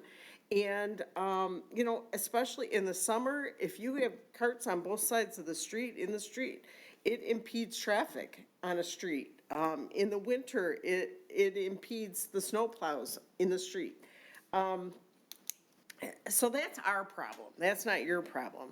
And as far as bulk goes, I don't think people understand you're allowed 5 items of bulk. That's what our contract calls for. And they're blaming you, and they shouldn't be blaming you because that's the contract that we signed with them. There's a lot of change here, and you're, going through this equity firm, and I understand that. I'm on board for approving this, by the way. But it just baffles me. The garbage business is interesting to me. It just seems to be a lot of movement all the time. It is an interesting business, and yes, the GFL transition to priority waste was a monumental move that was probably too much all at one time, too big of a bite of the apple. And, we got through that. There were some troubling times there. There's no doubt about that. And we continue to strive to improve every day. We don't walk on water, far from it, but we try to improve every day and get better and give you the best thing we've got. And I appreciate that. Nobody's perfect. We're not perfect. No one's perfect. And you have followed up and taken care of situations when they arise. And I appreciate that. Your employees on the trucks, I've seen them physically get out of the trucks and take care of situations that were the fault of the residents not doing the right thing. And I appreciate that. However, it kind of spoils them to continue down that bad habit road. I'm happy with the service. I think we get a good price from you, and I'm in full support of this. Thank you. Council, anyone else? Mr. Yanis. Thank you, Mr. Mayor. So 40 years in the business, eh? Have you ever worked for a company that was involved in a merger or takeover? Yes, many times. Many times? Yes. And were there any issues with service post-takeover? No, there really haven't been. It's not been a service item or an issue with service when a new company falls in. Because it's really two different components. The standard workforce, the standard management team, or the in-place management team has always been there, and the service has continued on fairly well. This is a financial control piece, so it won't change much in the way of the operations.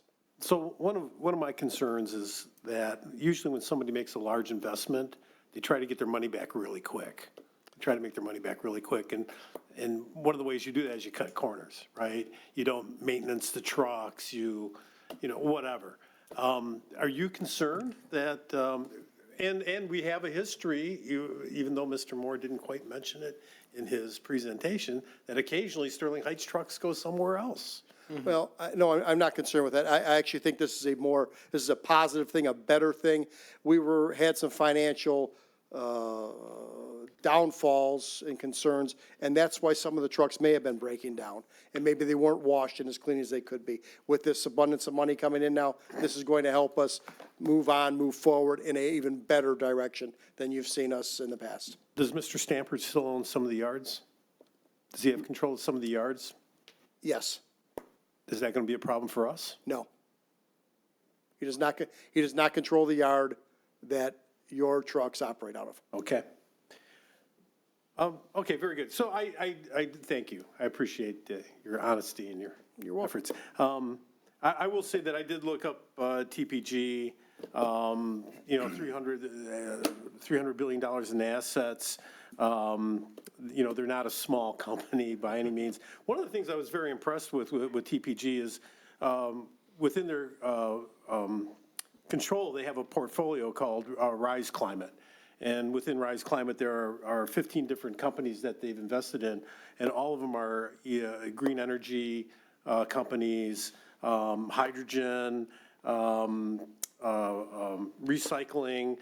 So they have their finger on the pulse of true waste management and green energy products. And I think I'm very happy that we are associating ourselves with a company like that, considering we have a climate action plan and we have been working hard to move towards that. I don't know if we'll see anything from TPG in those regards, but just the fact that they own Priority Waste, and Priority Waste is our waste hauler now, I hope that maybe we start seeing some initiatives along those lines that benefit the people of Sterling Heights. So I'm more than okay with this, and I'm going to support it. So thank you very much. Thank you, sir. All right, council, anyone else?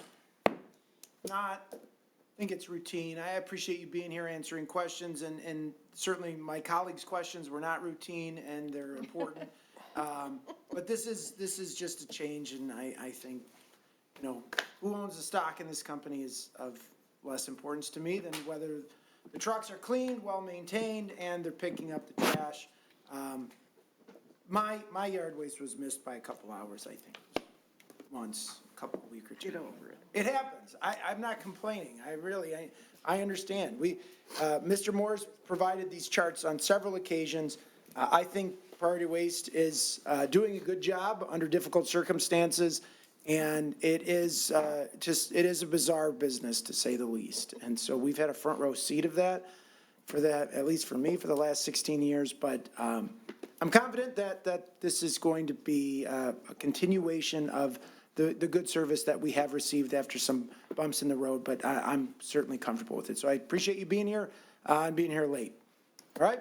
Thank you for your confidence, Mayor. Council, thank you very much. You're welcome. Okay, council, with no further discussion, all in favor say aye. Aye. Opposed, motion carries. All right, we'll move on to reports from city administration. Anything tonight, Mr. Vanderpool? Nothing further, Mayor. Mr. Koszybski? No closed session, Mayor. All right, council reports, new business, Mrs. Sarowski? Thank you very much. So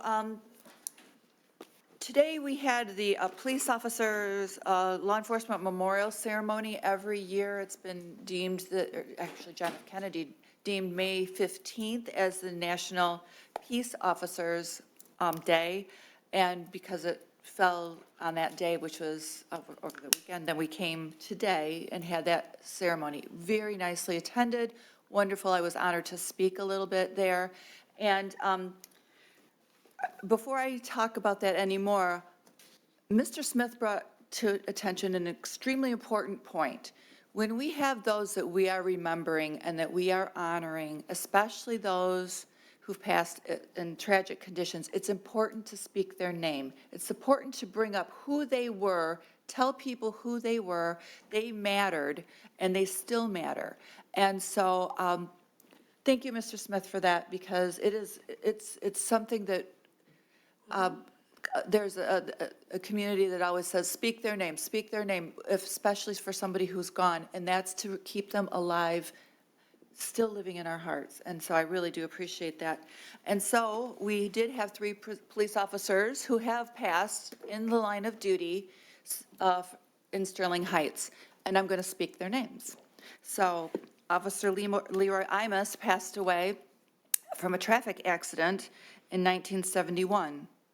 Captain Norm Stolzenfeld passed away from a heart attack and then couldn't get to the hospital in time to save him in 1983.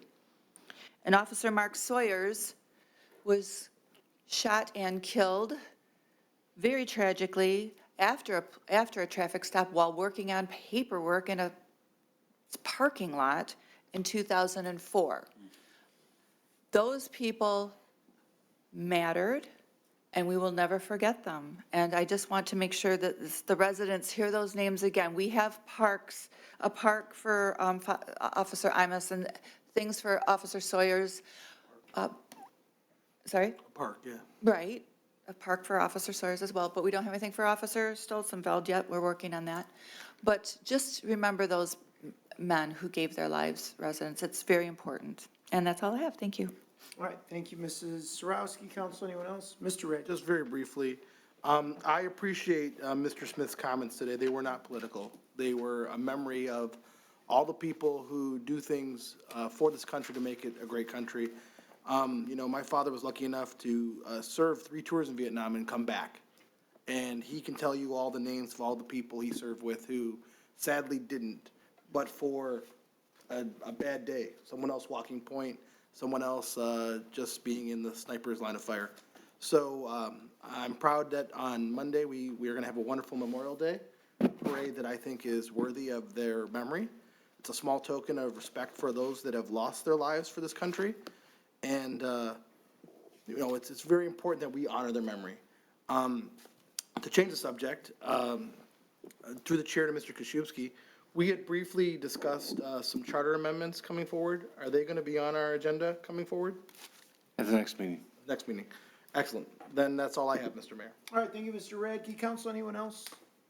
Mayor Taylor? Mrs. Schmidt? Just briefly, I want to congratulate all the upcoming graduates in our city.